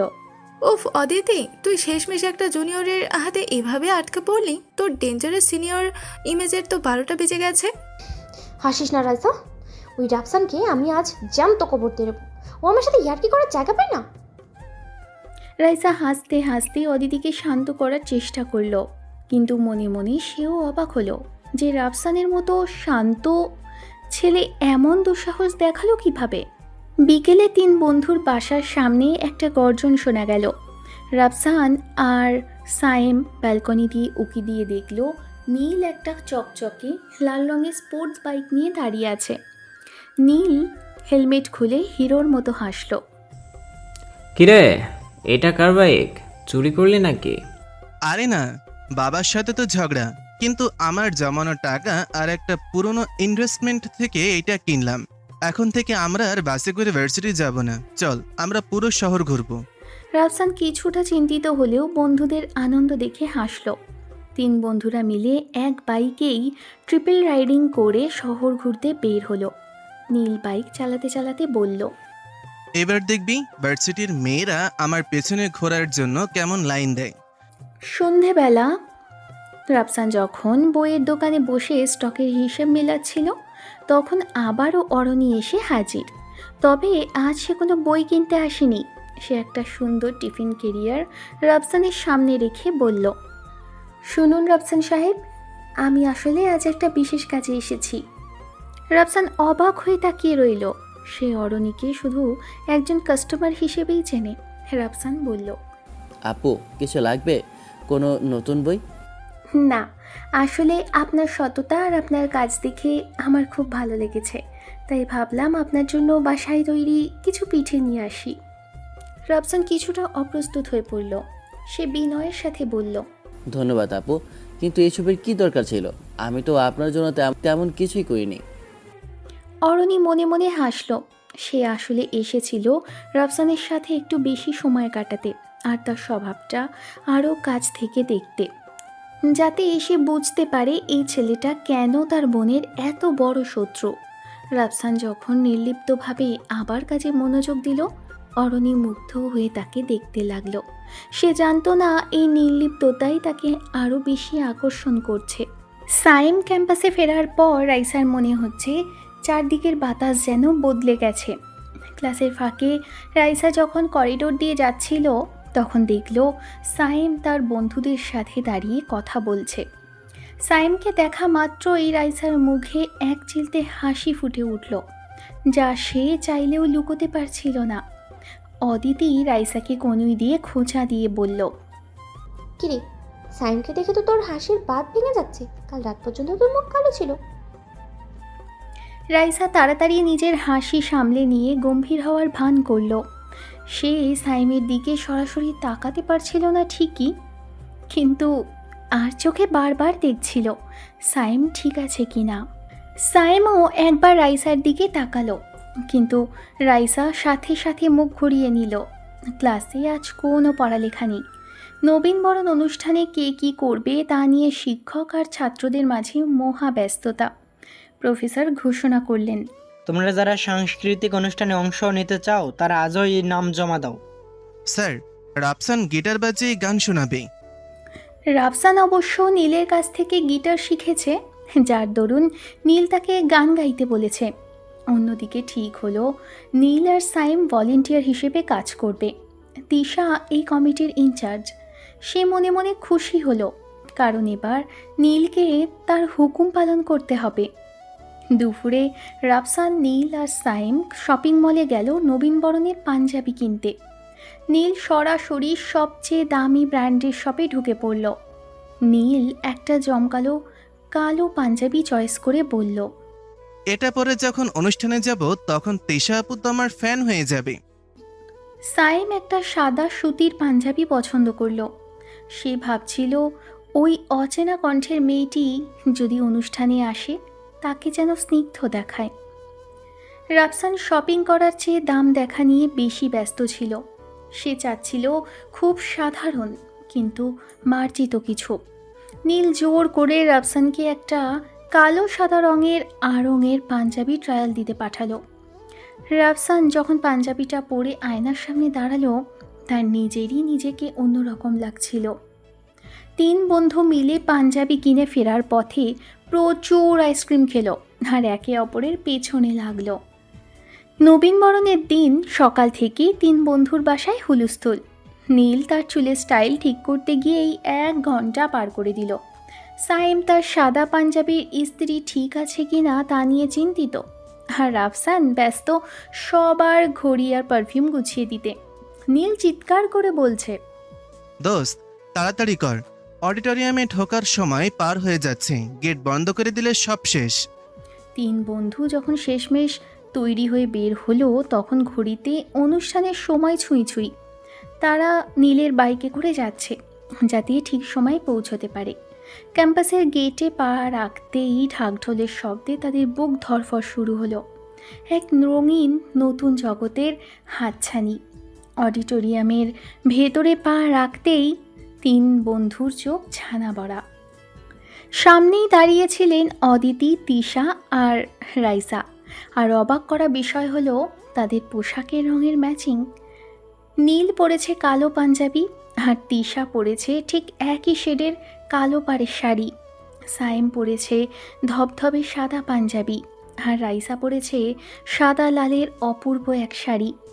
অন্যদিকে রাফসানের কালো সাদা পাঞ্জাবির সাথে অদিতির কালো সাদা আঁচলের শাড়িটা যেন এক সুতোয় গাঁথা। ছয়জন যখন মুখোমুখি হলো কয়েক সেকেন্ডের জন্য কেউ কোনো কথা বলতে পারল না। একে অপরের পোশাকের দিকে তাকিয়ে সবাই যেন হাঁ হয়ে গেল। নীল বিড়বিড় করে বলল, সাইম, আমরা কি আগে থেকে প্ল্যান করেছিলাম নাকি? রাইসা আর তিশা লজ্জায় মুখ নিচু করল আর অদিতি অপ্রতিভভাবে নিজের শাড়ির আঁচল ঠিক করতে লাগলো। অনুষ্ঠান শুরু হতেই তিশা তার সিনিয়র রূপ ধারণ করলো। সে ভলেন্টিয়ারিংয়ের দায়িত্বে থাকা নীল আর সাইমকে নাজেহাল করে ছাড়ছে। এই নীল, ওদিকে চেয়ারগুলো ঠিক কর। সাইম, গেস্টের পানির বোতল কোথায়? জলদি নিয়ে আয়। দোস্ত, শাড়ি পরে তিশা আপু পরিমনে হলেও স্বভাবটা একদম পেতনির মতন রয়ে গেছে। আজকে আমাদের হারমাস এক করবে নাকি? তিশার করা নির্দেশে নীল আর সাইম এদিক সেদিক দৌড়াচ্ছে আর মনে মনে গালি দিচ্ছে। তারা ভাবলেও অনুষ্ঠান উপভোগ করবে, কিন্তু তিশার অর্ডারে তাদের জীবন এখন ওষ্ঠাগত। অবশেষে মঞ্চে উঠল রাফসান। পুরো অডিটোরিয়ামের আলো নিভে গিয়ে শুধু একটা স্পটলাইট তার ওপর পড়ল।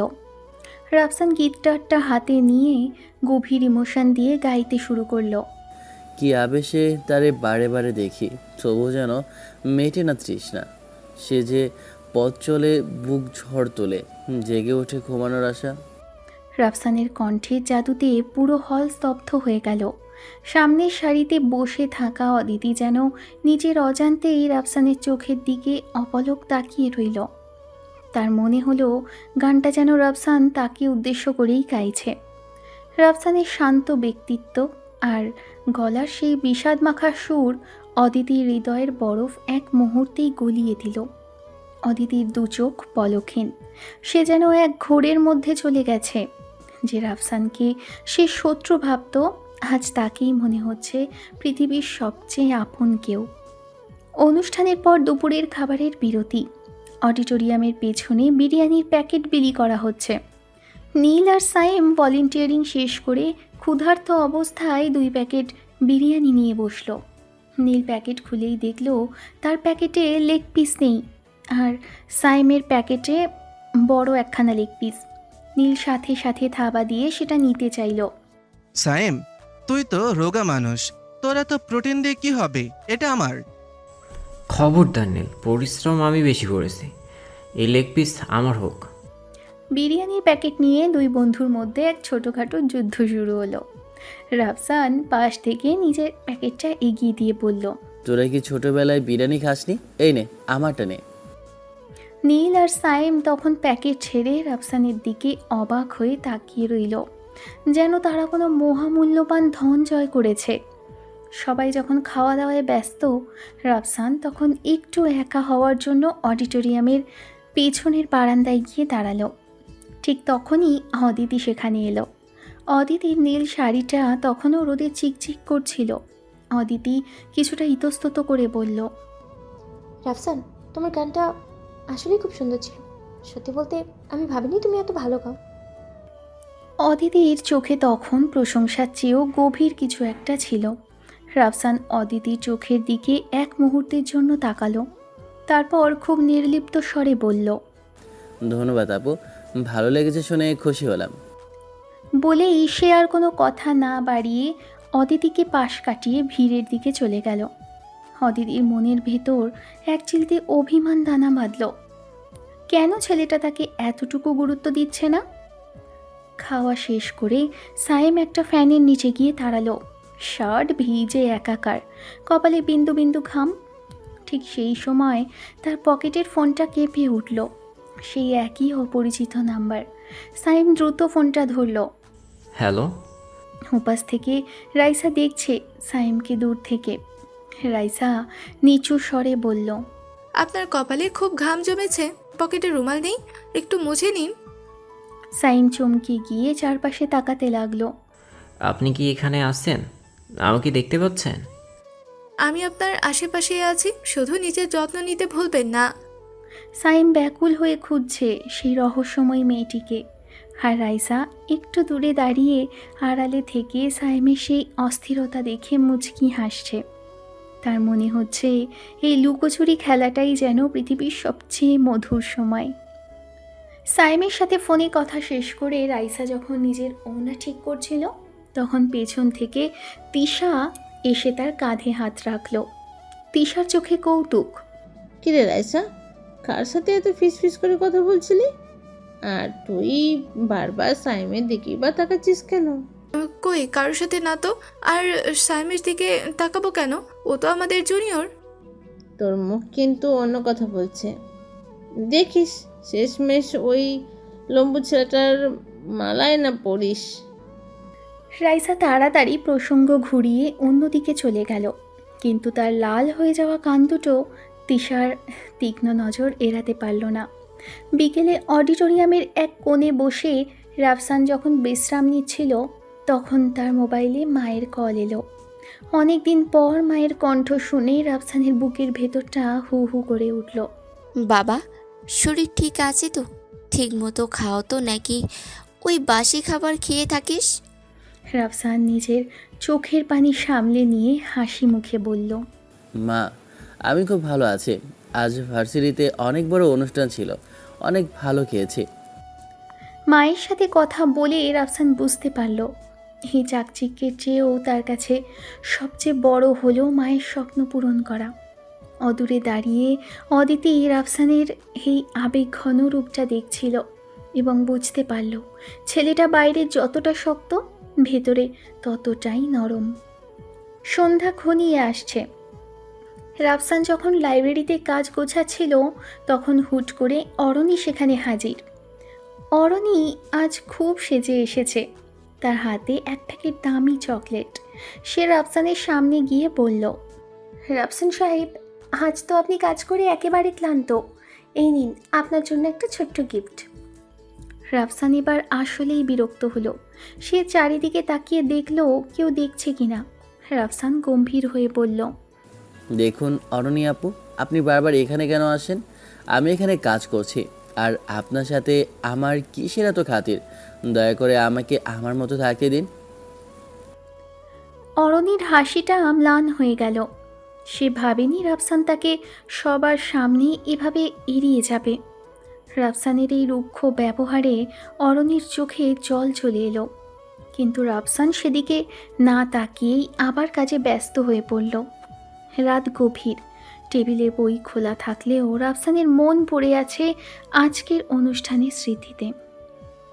একদিকে অদিতির সেই মায়াবী প্রশংসা, আর অন্যদিকে অরণির বারবার কাছে আসার চেষ্টা। রাফসান জানালার বাইরে তাকিয়ে দীর্ঘশ্বাস ফেলল। সে ভাবল, আমি এখানে এসেছি পড়াশোনা করতে আর পরিবারের হাল ধরতে। এই ধনী কন্যার দল কেন আমার পেছনে লেগেছে? এদের সাথে মেলামেশা মানেই বিপদ। সে সিদ্ধান্ত নিল অদিতি এবং অরণি উভয়কেই এড়িয়ে চলতে হবে। পরদিন সকালে নীল তার নতুন লাল বাইক নিয়ে শো অফ করতে করতে ভার্সিটি যাচ্ছিল। হঠাৎ রাস্তার মোড়ে দেখল তিশা দাঁড়িয়ে আছেন, হয়তো রিকশার অপেক্ষা করছেন। নীল প্রথমে পাশ কাটিয়ে চলে যেতে চাইল, কিন্তু কি ভেবে যেন ব্রেক কষল। নীল হেলমেট খুলে বলল, কি আপু, রিক্সা পাচ্ছেন না? আমার ভিআইপি বাইকে কি একটা লিফট নেবেন? তিশা প্রথমে ভ্রু কুঁচকে তাকালেও রোদের তেজ দেখে রাজি হয়ে গেল। নীল বাইক স্টার্ট দিতেই তিশা তার কাঁধ শক্ত করে ধরল। নীলের বুকের ভেতর তখন ড্রাম বাজছে। সে ভাবল, লাইব্রেরির সেই কিসের পর আজ তো তিশা আপু একদম আমার ঘাড়ে। তিশা অবশ্য মুখে কিছু না বললেও নীলের বাইক চালানোর স্টাইল দেখে মনে মনে একটু প্রশংসাই করল। ক্যাম্পাসে ঢোকার পর অদিতি বারবার চেষ্টা করছিল রাফসানের সাথে কথা বলতে। সে চাইছিল গতকালের সেই গানের রেস ধরে আরও কিছু আলাপ করতে, কিন্তু রাফসান আজ যেন দেয়াল তুলে দাঁড়িয়েছে। অদিতি যখনই কাছে আসছিল, রাফসান কোনো না কোনো অজুহাতে দূরে সরে যাচ্ছিল। এক পর্যায়ে অদিতি পথ আটকে দাঁড়িয়ে বলল, রাফসান, তুমি কি আমাকে ভয় পাচ্ছ নাকি হিংসে করছো? এড়িয়ে যাচ্ছ কেন? আপু, আপনি আমাদের সিনিয়র, আমাদের মাঝে একটা দূরত্ব থাকাই ভালো। আমার অনেক কাজ আছে, আসি। রাফসানের এই রূঢ় ব্যবহারে অদিতির চোখে জল আসার উপক্রম হলো। সে বুঝতে পারল না কেন এই ছেলেটা তাকে এত ঘৃণা করছে। দুপুরে সাইম আর নীল ক্যান্টিনে বসে চা খাচ্ছিল। হঠাৎ সাইমের ফোনটা বেজে উঠল। সেই রহস্যময়ী নাম্বার। সাইম নীলকে ইশারায় চুপ থাকতে বলে ফোনটা কানে নিল। হ্যালো। সাইমের গলায় এক ধরনের ব্যাকুলতা। রাইসা ক্যান্টিনেরই অন্য এক কোণে বসে আড়াল থেকে সাইমকে দেখছে। সে ফিসফিস করে বলল, আপনার চা ঠান্ডা হয়ে যাচ্ছে, খেয়ে নিন। আর আজ আপনাকে কালো শার্টে বেশ মানিয়েছে। সাইম হন্তদন্ত হয়ে এদিক সেদিক তাকাতে লাগলো। আপনি কি এই ক্যান্টিনে আছেন? প্লিজ একবার সামনে আসুন। রাইসা মুচকি হেসে ফোনটা কেটে দিল। সাইম নীলকে ঝাঁকুনি দিয়ে বলল, দোস্ত, এই মেয়েটা আমাকে পাগল করে ছাড়বে। ও আমার সব খবর রাখে। রাইসা তখন দূর থেকে সাইমের অস্থিরতা দেখে নিজের ওনার আড়ালে হাসি গোপন করল। নীল বিরক্তি নিয়ে বলল, আরে থাম, আমি কোনো বাজারের খেলনা না যে আমাকে এইভাবে ঝাঁকাচ্ছিস। আরে দোস্ত, আমি তাকে কীভাবে খুঁজে বের করব? কিছু তো বল। বিকেলবেলা ক্যাম্পাসের পেছনে সেই পরিচিত চায়ের দোকানে তিন বন্ধু আড্ডায় বসল। সাইম বারবার নিজের ফোনের দিকে তাকাচ্ছে। নীল তার নতুন বাইকের চাবি নিয়ে খেলছে, আর রাফসান গভীর চিন্তায় মগ্ন। নীল চায়ে এক চুমুক দিয়ে বলল, দোস্ত, তিশা আপু আজ আমার বাইকের পেছনে বসেছিল। বিশ্বাস কর, আমার মনে হচ্ছিল আমি মেঘের ওপর দিয়ে উঠছি। তোর তো তাও দেখা হয়। আমার সেই অচেনা মায়াবী তো শুধু ফোনেই সীমাবদ্ধ। মেয়েটা আমার সব খবর রাখে, কিন্তু সামনে আসে না। এটা কি প্রেম নাকি ভুতুড়ে গেছো? তোরা এসব নিয়ে ভাবছিস, আর আমি ভাবছি কিভাবে এই অরণি আর অদিতির হাত থেকে কিভাবে বাঁচা যায়। আমার জীবনটা এখন ওলটপালট হয়ে যাচ্ছে। প্রেম টেম আমাদের মতো গরিবের জন্য নয় রে ভাই। সন্ধেবেলা রাফসান যখন দোকান বন্ধ করে ওয়াশরুমে যাওয়ার জন্য বের হতে যাবে, ঠিক তখনই অরণি তার পথ আগলে দাঁড়ালো। অরণির চোখে আজ অন্যরকম এক জেদ। সে সরাসরি রাফসানের চোখের দিকে তাকিয়ে বলল, রাফসান, আমি আর কোনো লুকোচুরি করতে চাই না। আমি আপনাকে ভালোবাসি। আপনাকে আমার চাই। রাফসান চমকে গিয়ে দুপা পিছিয়ে গেল। সে কঠোর গলায় বলল, অরণি আপু, আপনি কি পাগল হয়ে গেছেন? আমি আপনার যোগ্য নই, আর আমার এসবের সময়ও নেই। দয়া করে আমাকে আর বিরক্ত করবেন না। অরণি রাফসানের শার্টের হাতা শক্ত করে ধরে বলল, বিরক্তি? এটাকে আপনি বিরক্তি বলছেন? মনে রাখবেন রাফসান, অরণি যা চায় তা সে আদায় করেই ছাড়ে। আপনি না বললেও আমি আপনাকে আমার করেই ছাড়ব। অরণির এই জেদ দেখে রাফসানের শিরদাঁড়া দিয়ে এক ঠান্ডা স্রোত বয়ে গেল। সে বুঝতে পারল পরিস্থিতি নিয়ন্ত্রণের বাইরে চলে যাচ্ছে। সন্ধ্যায় তিশা শপিং মলে এসেছিলেন কিছু কেনাকাটা করতে। কাকতালীয়ভাবে নীলও সেখানে ছিল তার বন্ধুদের জন্য কিছু নিতে। হঠাৎ তিশা একটা দামি জুতো ট্রায়াল দিয়ে হাঁটতে গিয়ে ফ্লোরে থাকা পলিশের কারণে ভারসাম্য হারিয়ে ফেলল। মা গো বলে তিশা পেছনের দিকে উল্টে পড়ে যাচ্ছিল। ঠিক সেই মুহূর্তে নীল বাজ পাখির মতো ঝাঁপিয়ে পড়ে এক হাতে তিশার কোমর জড়িয়ে ধরল। তিশা ভয়ে নীলের কলার খামচে ধরলেন। পুরো শপিং মলের মানুষের সামনে তারা দুজন স্থির হয়ে দাঁড়িয়ে রইল। নীলের চোখের খুব কাছে তিশার মুখ। তিশার হৃদস্পন্দন তখন পাশের মানুষও শুনতে পাচ্ছিল। নীল নিচু স্বরে বলল, আপু সাবধানে, আমি না থাকলে আজ তো আপনার কোমরটাই যেত। তিশা লজ্জায় লাল হয়ে নীলের বুক থেকে সরে দাঁড়ালেন, কিন্তু নীলের সেই শক্ত হাতে স্পর্শ তাকে এক অদ্ভুত শিহরণ দিয়ে গেল। রাত গভীর। রাফসান তার পড়ার টেবিলের আলোতে ম্লান মুখে বসে আছে। অরণির সেই জেদ আর সরাসরি প্রেমের প্রস্তাব তাকে মানসিকভাবে বিপর্যস্ত করে তুলেছে। সে বুঝতে পারছে এই দোকানে কাজ করলে অরণি বারবার আসবেই, আর এতে তার পড়াশোনা ও শান্তি দুটোতেই ব্যাঘাত ঘটবে। কিছু প্রাপ্তির চেয়ে নিজেকে রক্ষা করা বেশি জরুরি। সে সিদ্ধান্ত নিল কালই সে চৌধুরী সাহেবকে জানিয়ে দেবে যে সে আর এই দোকানে কাজ করতে পারবে না। নিজের আত্মসম্মান আর পরিবারের স্বপ্নের কথা ভেবে সে ঠিক করল অরণি এবং অদিতির ছায়া থেকেও তাকে দূরে সরে যেতে হবে। সাইম আজ আর সহ্য করতে পারল না। রাত 11টায় যখন রাইসার সেই অপরিচিত কলটা এলো, সাইম ফোন তুলেই গম্ভীর গলায় বলল, শুনুন, আপনার এই লুকোচুরি খেলা আমার আর ভালো লাগছে না। আপনি যদি সত্যি আমাকে নিয়ে ভেবে থাকেন তবে কাল দুপুরে ভার্সিটির ক্যাফেটেরিয়ার পিছনে কৃষ্ণচূড়া তলায় আপনাকে আসতেই হবে। রাইসা ওপাশ থেকে স্তব্ধ হয়ে শুনছিল। সাইম যোগ করল, যদি কাল আপনি না আসেন তবে এটাই আমাদের শেষ কথা। এরপর এই নাম্বার আমার ব্লক লিস্টে থাকবে। আমি কোনো ছায়ার সাথে কথা বলতে পারবো না। ফোনটা কেটে দেওয়ার পর রাইসা অন্ধকারে বসে ভাবতে লাগলো। একদিকে তার সিনিয়রের গাম্ভীর্য আর অন্যদিকে সাইমের প্রতি গভীর মায়া। কাল কি সে নিজের পরিচয় দেবে নাকি সাইমকে চিরতরে হারিয়ে ফেলবে? রাইসার ভাবনায় সারা রাত চোখের পাতা এক হলো না। শপিং মলের সেই ঘটনার পর তিশা নিজের বিছানায় শুয়ে ছাদের দিকে তাকিয়ে আছে। বারবার তার মনে পড়ছে সেই মুহূর্তটা, নীলের সেই শক্ত হাতের স্পর্শ আর তার চোখের সেই গভীরতা। তিশা নিজের অজান্তেই নিজের কোমরটা একবার ছুঁয়ে দেখল। তিনি ভাবছেন, যে নীলকে আমি পিচ্ছি বলে খেপাতাম সেই নীল আজ বারবার আমাকে বিপদ থেকে রক্ষা করছে কেন? ওর চোখে আজ কেন অন্যরকম এক মায়া দেখলাম? তিশা বারবার পাশ ফিরছে, কিন্তু ঘুম যেন তার থেকে 100 হাত দূরে। নীলের সেই হাসি আর আলতো করে ধরা সব কিছু মিলিয়ে তিশার মনে এক নতুন অনুভূতির উদয় হচ্ছে, যা তিনি স্বীকার করতে ভয় পাচ্ছেন। ভোরের আলো ফুটতে চলল, কিন্তু তিশার মনের আলোর খেলা যেন থামছেই না। সকালবেলা রাফসান শক্ত সংকল্প নিয়ে চৌধুরী সাহেবের বইয়ের দোকানে গেল ইস্তফা দিতে।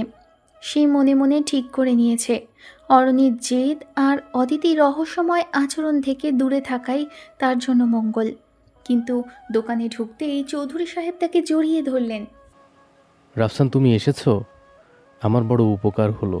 আমার শরীরটা আজ খুব খারাপ, আমাকে এখনই ডাক্তার দেখাতে হবে। তুমি আজ সারাদিন দোকানটা সামলাও, না হলে আমার বড় লোকসান হয়ে যাবে। রাফসান মুখ ফুটে নিজের বিপদের কথা বলতেই পারল না। চৌধুরী সাহেবের সেই অসহায় চাহনি দেখে সে নিজের সিদ্ধান্ত গিলে ফেলল।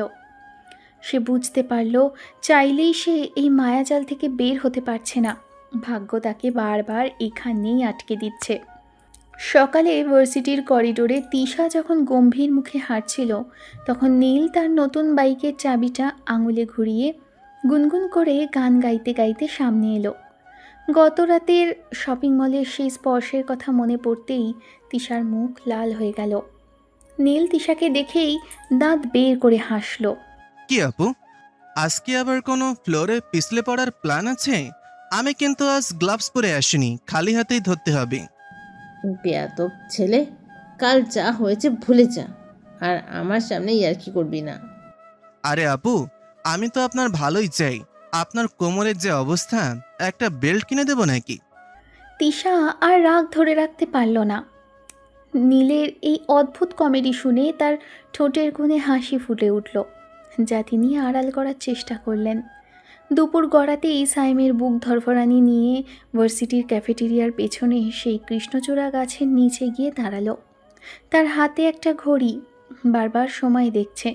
সে ভাবছিল কোনো এক সাধারণ মেয়ে আসবে, কিন্তু যখন দেখল সামনে লাল সাদা শাড়ি পরে রাইসা আপু ধীর পায়ে হেঁটে আসছে, তখন সাইম পাথর হয়ে গেল।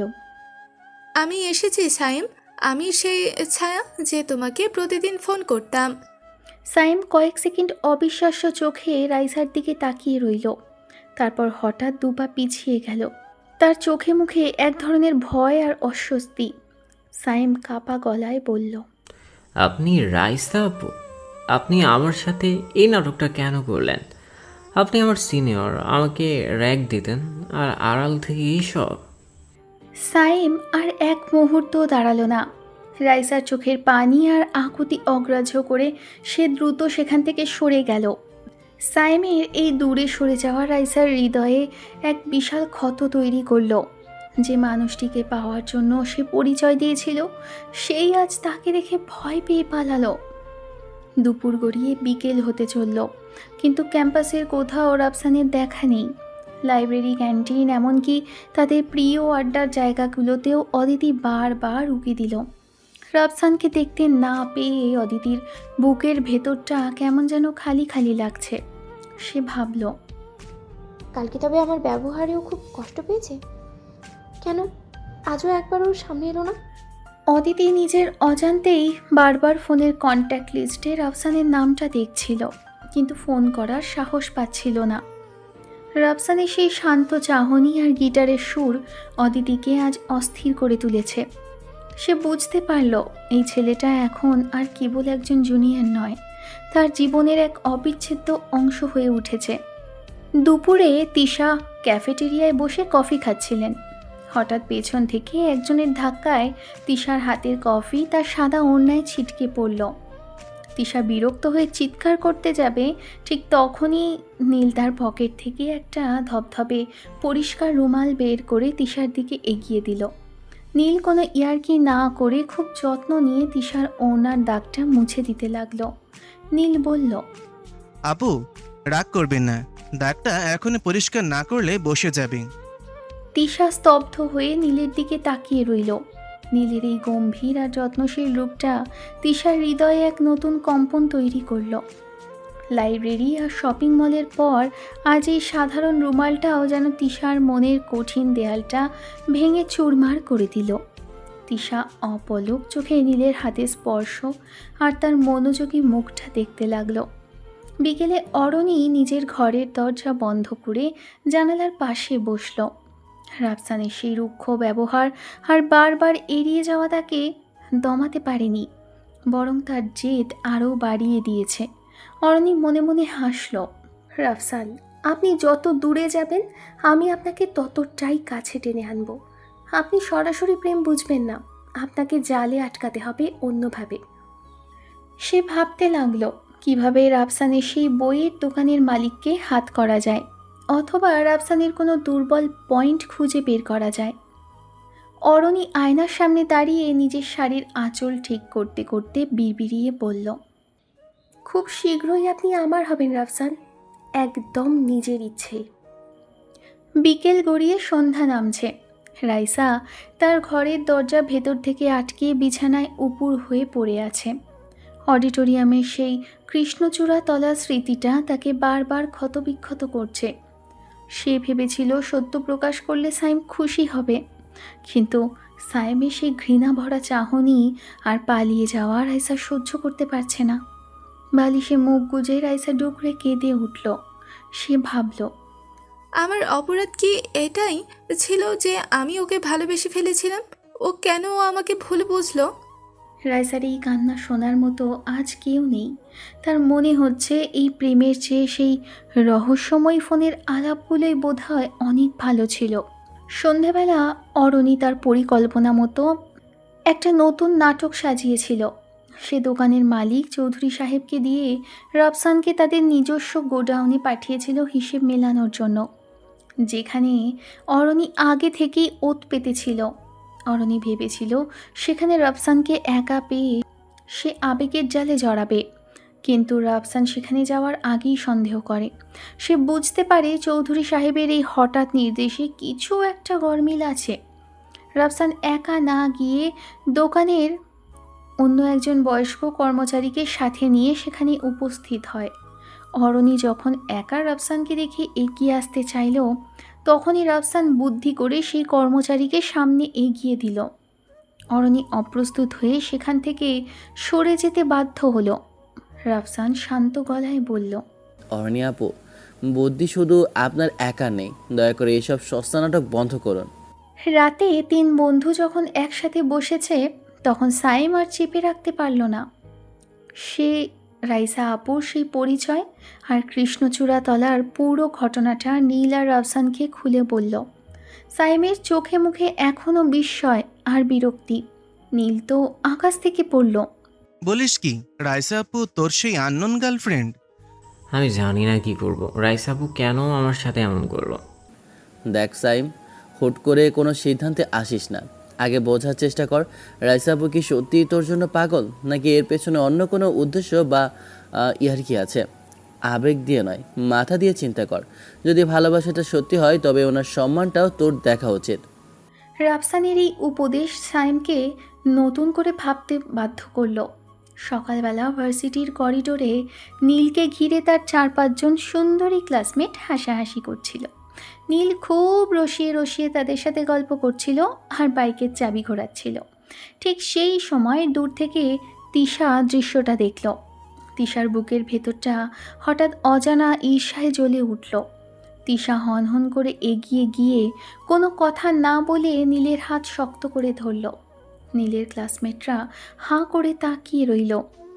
তিশা নীলকে এক প্রকার টেনে হিঁচড়ে পাশের একটা খালি ক্লাসরুমে নিয়ে গেল এবং ভেতর থেকে দরজা বন্ধ করে দিল। নীল ঘাবড়ে গিয়ে বলল, আপু, আমি তো জাস্ট পড়ালেখা নিয়ে কথা বলছিলাম। চুপ, একদম চুপ। তুই কি এখানে পড়তে আসিস নাকি মেয়েদের সাথে ফ্লার্ট করতে? কাল থেকে তোকে আবার ওদের আশেপাশে যেন না দেখি। নীলের হাত তখনও তিশার মুঠোর ভেতর। তিশার এই অদ্ভুত শাসন আর অধিকারবোধ দেখে নীল মনে মনে হাসল। সে বুঝতে পারল তিশা আপু আসলে হিংসে করছে। সকালবেলা রাফসান যখন দ্রুত পায়ে লাইব্রেরির দিকে যাচ্ছিল, হঠাৎ সিঁড়ির মুখে অদিতি তার পথ আটকে দাঁড়ালো। রাফসান ডানে যাওয়ার চেষ্টা করলে অদিতি ডানে সরছে, বামে যেতে চাইলে বামে। রাফসান থমকে দাঁড়িয়ে নিচু স্বরে বলল, আপু, পথ ছাড়ুন, আমার দেরি হয়ে যাচ্ছে। ছাড়বো না। কেন তুমি আমাকে এভাবে এড়িয়ে যাচ্ছ? আমি কি এতটাই খারাপ যে আমার সাথে দুটো কথা বলা যায় না? অদিতির চোখে তখন জল টলমল করছিল।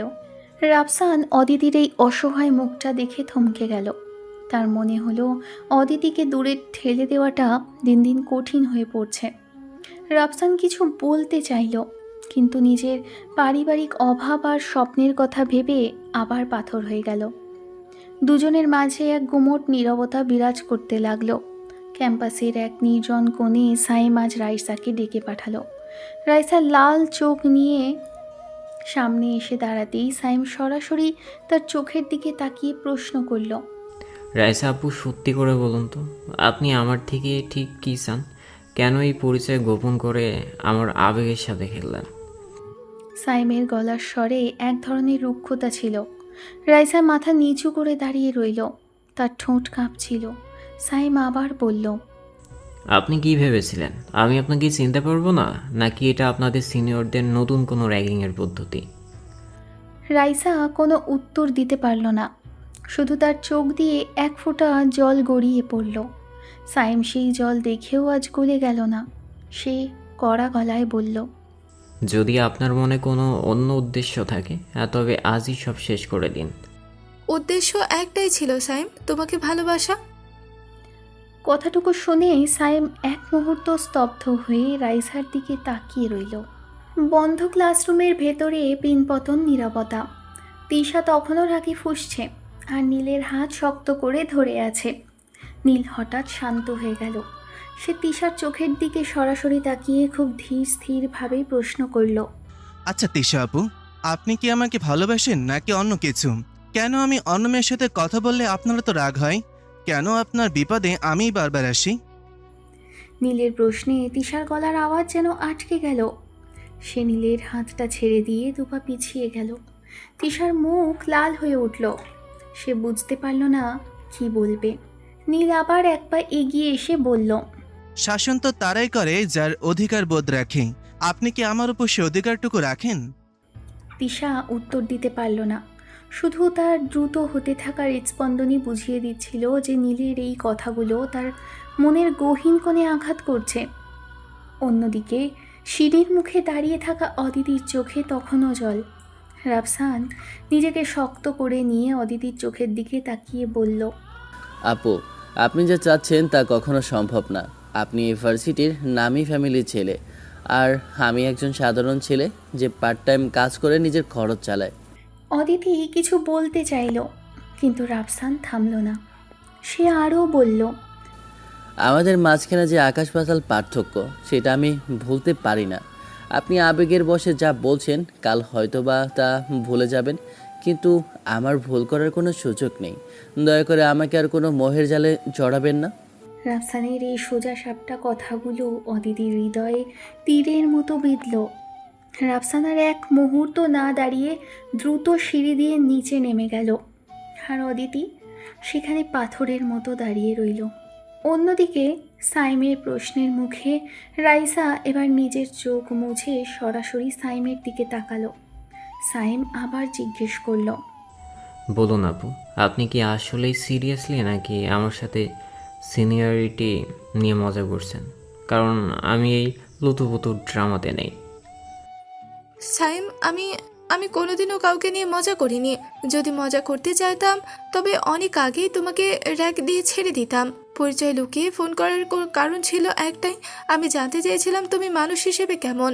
আর আজ যখন সত্যটা সামনে এসেছে তুমি আমাকে সন্দেহ করছো, আমার ভালোবাসা কি এতটাই সস্তা মনে হয় তোমার কাছে? রাইসার গলার সেই গম্ভীর আর বিষাদ মাখা সুর শুনে সাইমের ভেতরে কেমন যেন একটা নাড়া দিল। সে বুঝতে পারল রাইসা আসলেই কোনো অভিনয় করছে না।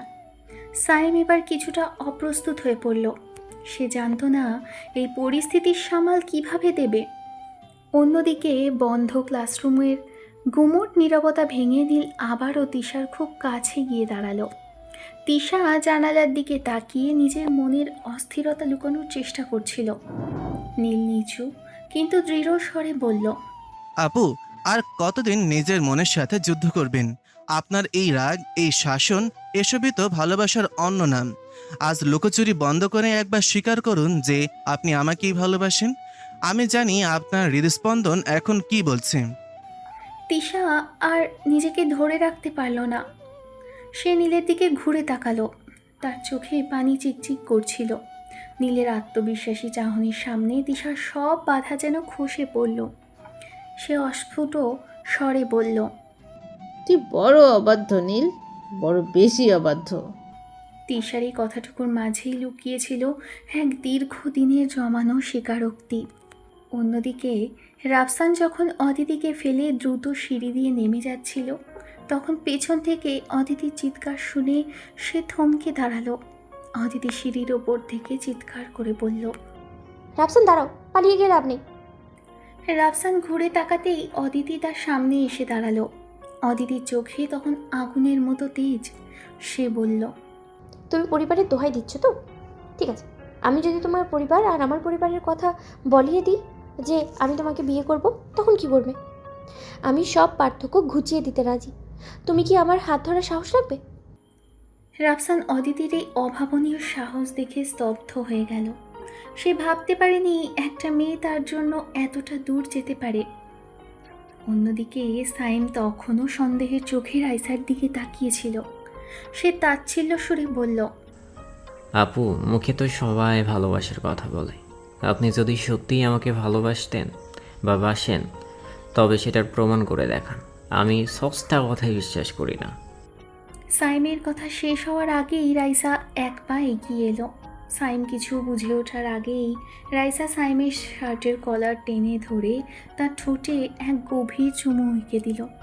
সাইম বিস্ময়ে চোখ বড় বড় করে পাথরের মতো দাঁড়িয়ে রইল।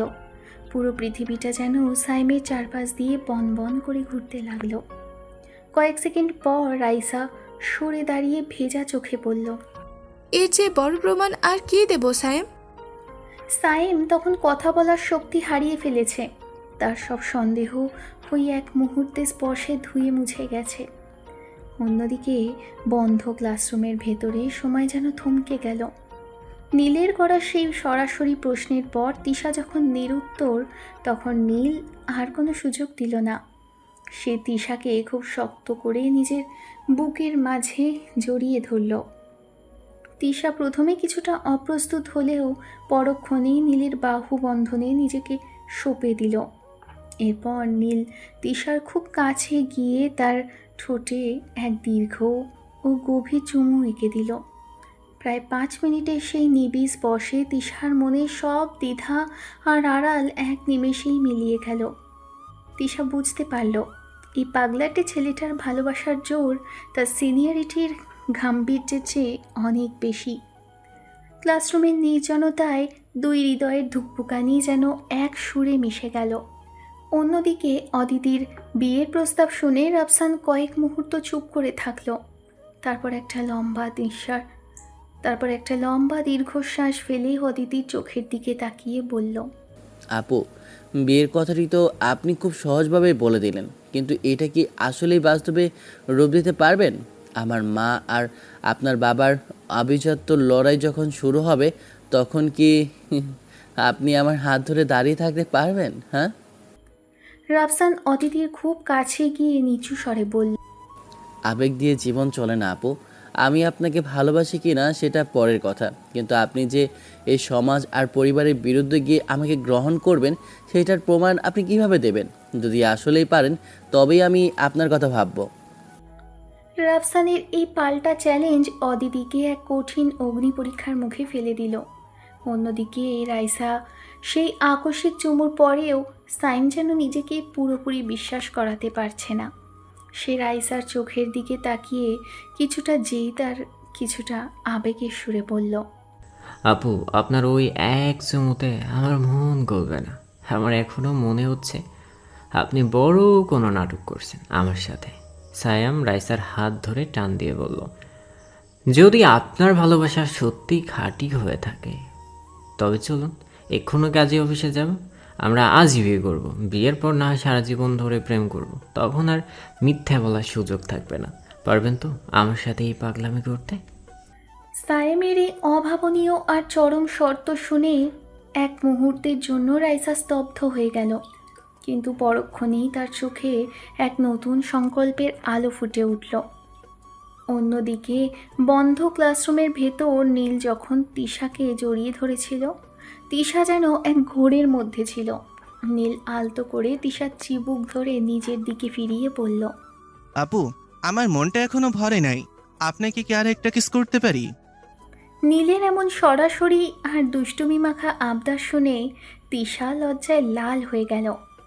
সে এবার আর শাসন করল না, বরং লজ্জায় নীলের শক্ত বুকের মাঝে মুখ লুকালো। তিশার এই নীরব সম্মতি নীলের জয় হিসেবে কাজ করল।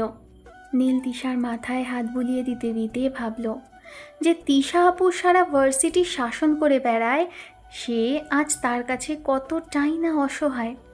অন্যদিকে রাফসানের করা চ্যালেঞ্জের মুখে অদিতি আরও কঠোর প্রতিজ্ঞা করল।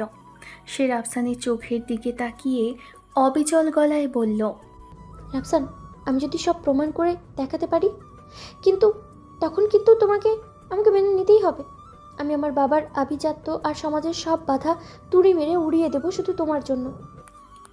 রাফসান অদিতির এই পাগলামি দেখে কিছুটা শঙ্কিত হলো। সে ভাবল অদিতি যা বলছে সেটা করা যতটা সহজ, বাস্তবে তা পাহাড় টপকানোর মতো কঠিন। রাফসান কোনো কথা না বলে শুধু অদিতির দিকে তাকিয়ে রইল। অদিতির চোখে আজ যে সংকল্পের আগুন জ্বলছে তা রাফসানকে ভেতর থেকে নাড়িয়ে দিল। সে বুঝতে পারল অদিতি হয়তো আসলেই কোনো বড় কাণ্ড ঘটিয়ে বসবে। অন্যদিকে সাইমের সেই জেদের কাছে রাইসা হার মানল। কোনো সাক্ষী ছাড়াই তারা দ্রুত কাছের এক কাজী অফিসে গিয়ে বিয়ের আনুষ্ঠানিকতা শেষ করে ফেলল। সাইম যখন রাইসার সই করার পর তার হাতটা ধরল, সাইমের চোখে তখন এক ধরনের জয়ের আনন্দ, কিন্তু রাইসার মনের ভেতর তখন এক অজানা ভয় জেগে বসেছে। কাজী অফিস থেকে বের হওয়ার সময় রাইসা বারবার পেছনে তাকাচ্ছিল।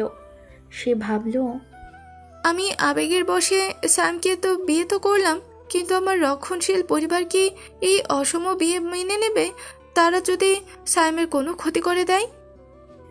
রাইসার এই চিন্তায় তার মুখটা ফ্যাকাশে হয়ে গেল। সাইম রাইসার হাত শক্ত করে ধরে বলল, ভয় পেও না রাইসা, এখন থেকে আমি তোমার পাশে আছি। কিন্তু রাইসা জানতো আসল লড়াইটা কেবল শুরু হলো। অন্যদিকে দুপুরবেলা ক্যান্টিনের এক কোণে নীল আর তিশা বসেছিল। নীল অত্যন্ত যত্ন নিয়ে তিশাকে নিজের হাতে খাইয়ে দিচ্ছিল, আর তিশা যে সারা ভার্সিটির ক্রাশ, সে আজ একদম বিড়ালের মতো বাধ্য হয়ে নীলের সব আবদার শুনছিল। তাদের চোখে মুখে তখন রাজ্যের প্রেম। অদিতি ক্যান্টিনে ঢুকে এই দৃশ্য দেখে মাঝপথে থেমে গেল। তার মুখ হাঁ হয়ে গেল বিস্ময়ে। সে কোনো মতে তোতলামি করে বলল, তিশা, তুই আর নীল এখানে এভাবে? তিশা লজ্জায় লাল হয়ে মাথা নিচু করে ফেলল, কিন্তু নীল দাঁত বের করে হাসল। নীল বলল, অদিতি আপু, আপনি তো রাফসানের পেছনে ছুটেছেন, এদিকে আপনার বোন যে আমার জেলে আটকা পড়েছে সেটা খেয়াল করেননি? অদিতির বিস্ময় যেন কাটতেই চাইছিল না। যে তিশা নীলকে দু চোখে দেখতে পারত না, তারা আজ এক থালায় বিরিয়ানি খাচ্ছে। বিকেলবেলা নীল আর রাফসান ক্লান্ত হয়ে তাদের বাসায় ফিরল। দরজা খুলে ভেতরে পা রাখতেই তারা যা দেখল তাতে তাদের দুজনের চোখ কপালে উঠল। ঘরের ভেতর সাইমের পাশে লাল শাড়ি পরে বসে আছে রাইসা। নীল চিৎকার করে বলল, আরে সাইম, আমাদের বাসায় রাইসা আপু কেন? আর উনি এভাবে সেজেছেন কেন?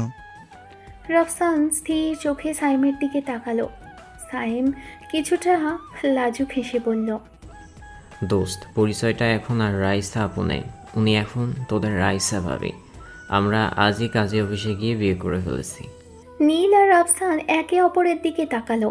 তারা বিশ্বাসই করতে পারছে না যে সবচেয়ে শান্ত ছেলে সাইম সবার আগে এত বড় একটা কাণ্ড ঘটিয়ে ফেলবে।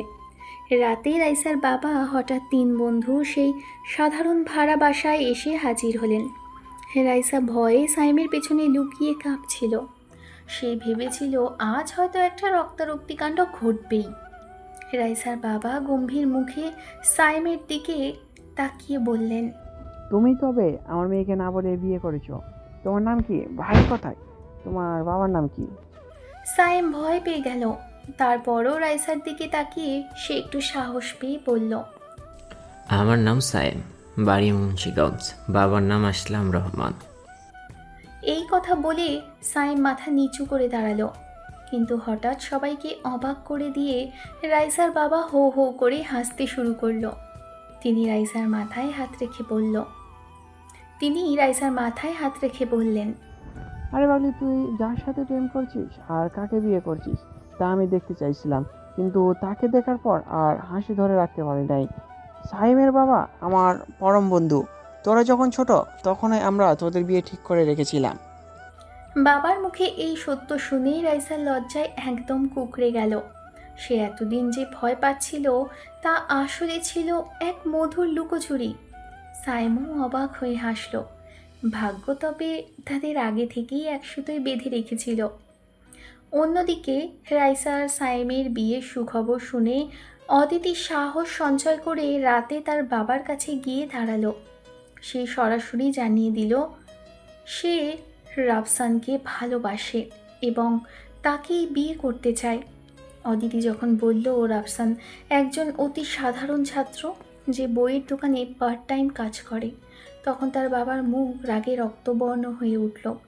তিনি হাতের গ্লাসটা সজোরে টেবিলে রেখে গর্জে উঠলেন, অদিতি, আমি কি তোকে এই দিন দেখার জন্য মানুষ করেছি?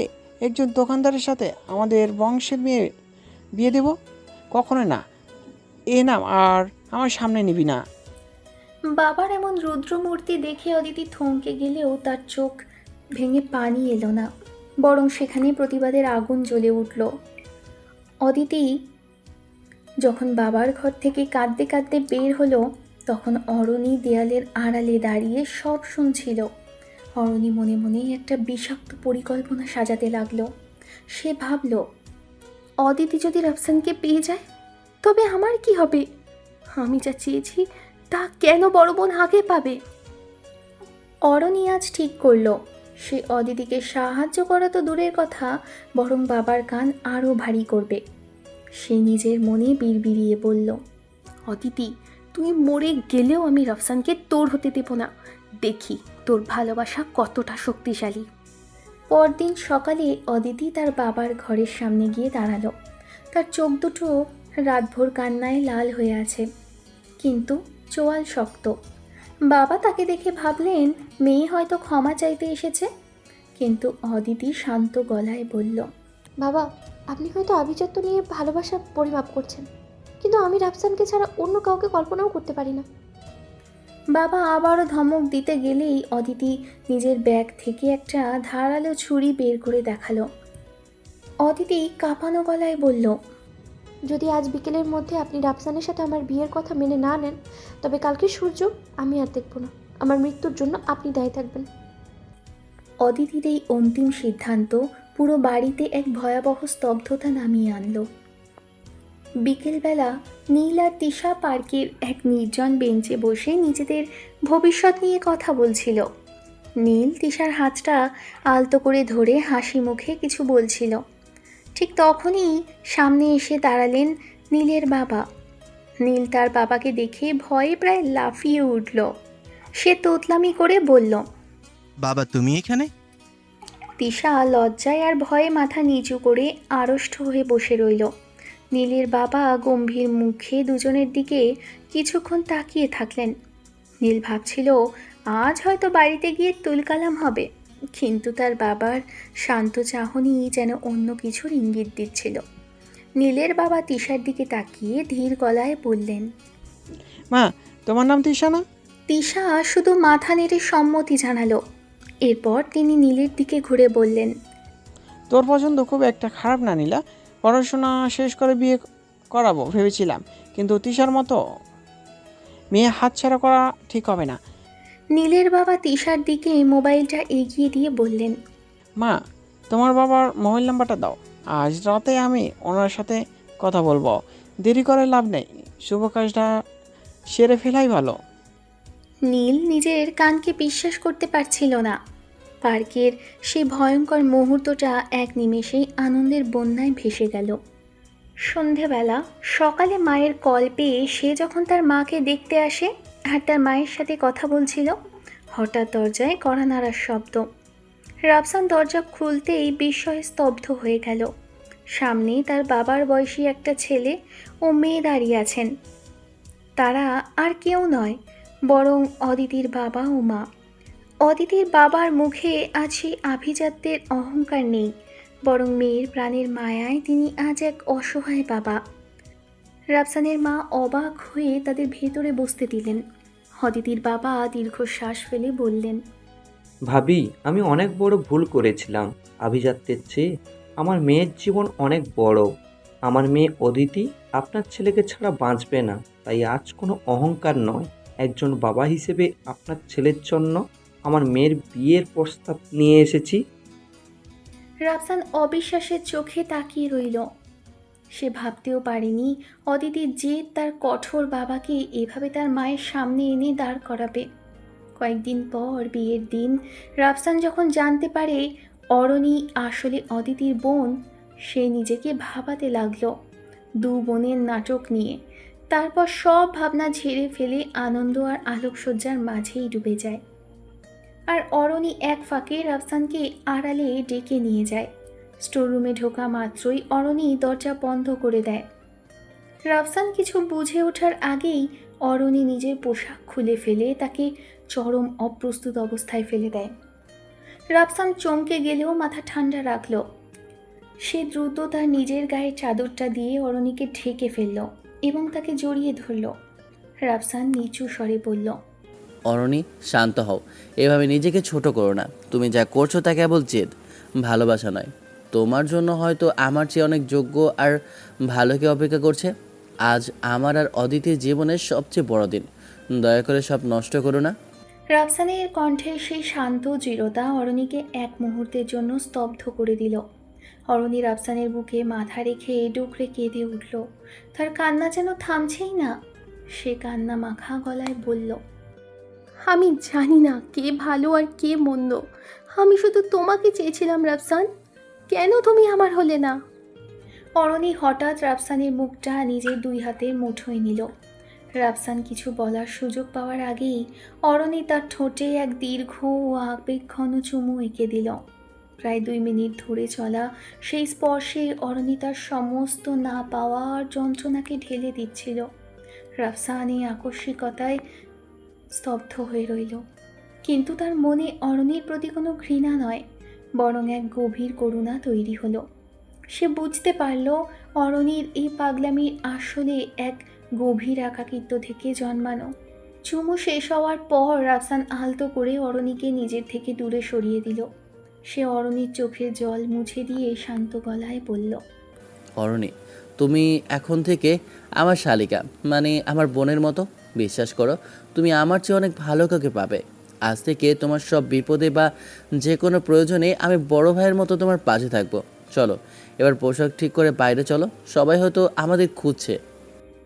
রাফসানের এই বোন সম্বোধন আর অভিভাবকের মতো আচরণ অরণির ভেতরের জেদটাকে ভেঙে চুরমার করে দিল। সে বুঝতে পারল রাফসানকে প্রেমিক হিসেবে না পেলেও একজন সত্যিকারের শুভাকাঙ্ক্ষী হিসেবে সে তাকে চিরকাল পাশে পাবে। অরণি নিজের চোখ মুছে শান্ত হয়ে ঘর থেকে বেরিয়ে এলো। এক অদ্ভুত বিষাদ আর শান্তি তার মনে জায়গা করে নিল। বিয়ে শেষ করে রাফসানের বাসায় ফুলের শয্যায় সজ্জিত বাসর ঘরে অদিতি আজ রানীর মতো বসে আছে। রাফসান ঘরে ঢুকতেই অদিতি আর চোখে তাকিয়ে মুচকি হাসল। রাফসান কিছুটা আড়ষ্ট হয়ে পাশে বসতেই অদিতি তার হাতটা শক্ত করে চেপে ধরল। অদিতি জেদের সুরে বলে উঠল, বলেছিলাম না রাফসান, তুমি শুধু আমার। কতবার আমায় এড়িয়ে গিয়েছো, কতবার আমাকে ফিরিয়ে দিয়েছো, কিন্তু দেখেছো তো শেষ পর্যন্ত ভাগ্য তোমাকে আমার কাছে নিয়ে এসেছে। রাফসান অদিতির এই পাগলামি ভরা ভালোবাসার সামনে আজ পরাজিত।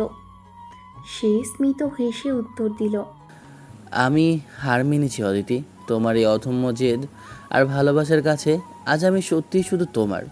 রাত গভীর হওয়ার সাথে সাথে অদিতির আবদার বাড়তে লাগলো। সে রাফসানের খুব কাছে এসে আদরে গলায় বলল, আজ আমাদের মিলনের রাত, এখন তো আর আপু বলে পালানোর সুযোগ নেই। আমাকে একটা চুমু দাও না রাফসান। রাফসান দুষ্টুমি করার জন্য গভীর ঘুমের ভান করে চোখ বন্ধ করে রইল। অদিতি তাকে নাড়িয়ে চাড়িয়েও যখন কোনো সাড়া পেল না, তখন সে কৃত্রিম রাগে ফুঁসতে লাগলো। এত বড় সাহস, বাসর রাতেই তুমি ঘুমাচ্ছ? অদিতি রাফসানের কপালে আর গালে চুমু দিয়ে তাকে জাগানোর চেষ্টা করতে লাগলো। রাফসান মনে মনে হাসছিল। অদিতির এই ব্যাকুলতা সে বেশ উপভোগ করছিল। শেষমেশ রাফসান যখন চোখ খুলে অদিতিকে জড়িয়ে ধরল, তখন অদিতির চোখে এক স্বর্গীয় সুখানুভূতি খেলে গেল। পরের দিন সকাল হতে না হতেই রাফসানের বাসার সামনে এক বিশাল শোরগোল। নীল আর সায়েম হাজির হয়েছে তাদের বন্ধুকে উদ্ধার করতে। রাফসান আর অদিতির বাসর ঘরের দরজায় সায়েম জোরে ধাক্কা দিতে দিতে চিৎকার করে বলল, ওরে রাফসান, অনেক তো হলো, এবার দরজা খোল। আমরা কি আজ না খেয়েই থাকবো? দোস্ত, দরজা না খুললে আজ আমরা এই দরজা ভেঙেই ফেলবো। তুই তো একাই বিয়ে করিসনি, আমাদেরও ব্যবস্থা হয়েছে। তাদের এই পাগলামি আর দরজায় লাথি মারার শব্দ শুনে অদিতি লজ্জায় রাফসানের বুকের মধ্যে মুখ লুকালো। রাফসান হাসতে হাসতে অদিতিকে বলল, দেখলে তো, এই বন্ধুদের নিয়েই আমাদের সংসার। গল্পটি এইখানেই শেষ করলাম। গল্পটি কেমন হলো কমেন্ট করতে ভুলবেন না। আর এই গল্পের উপর ভিত্তি করে যদি আপনারা সিজন 2 চান তাহলে জানাবেন। ভালো থাকবেন, সুস্থ থাকবেন। আল্লাহ হাফেজ।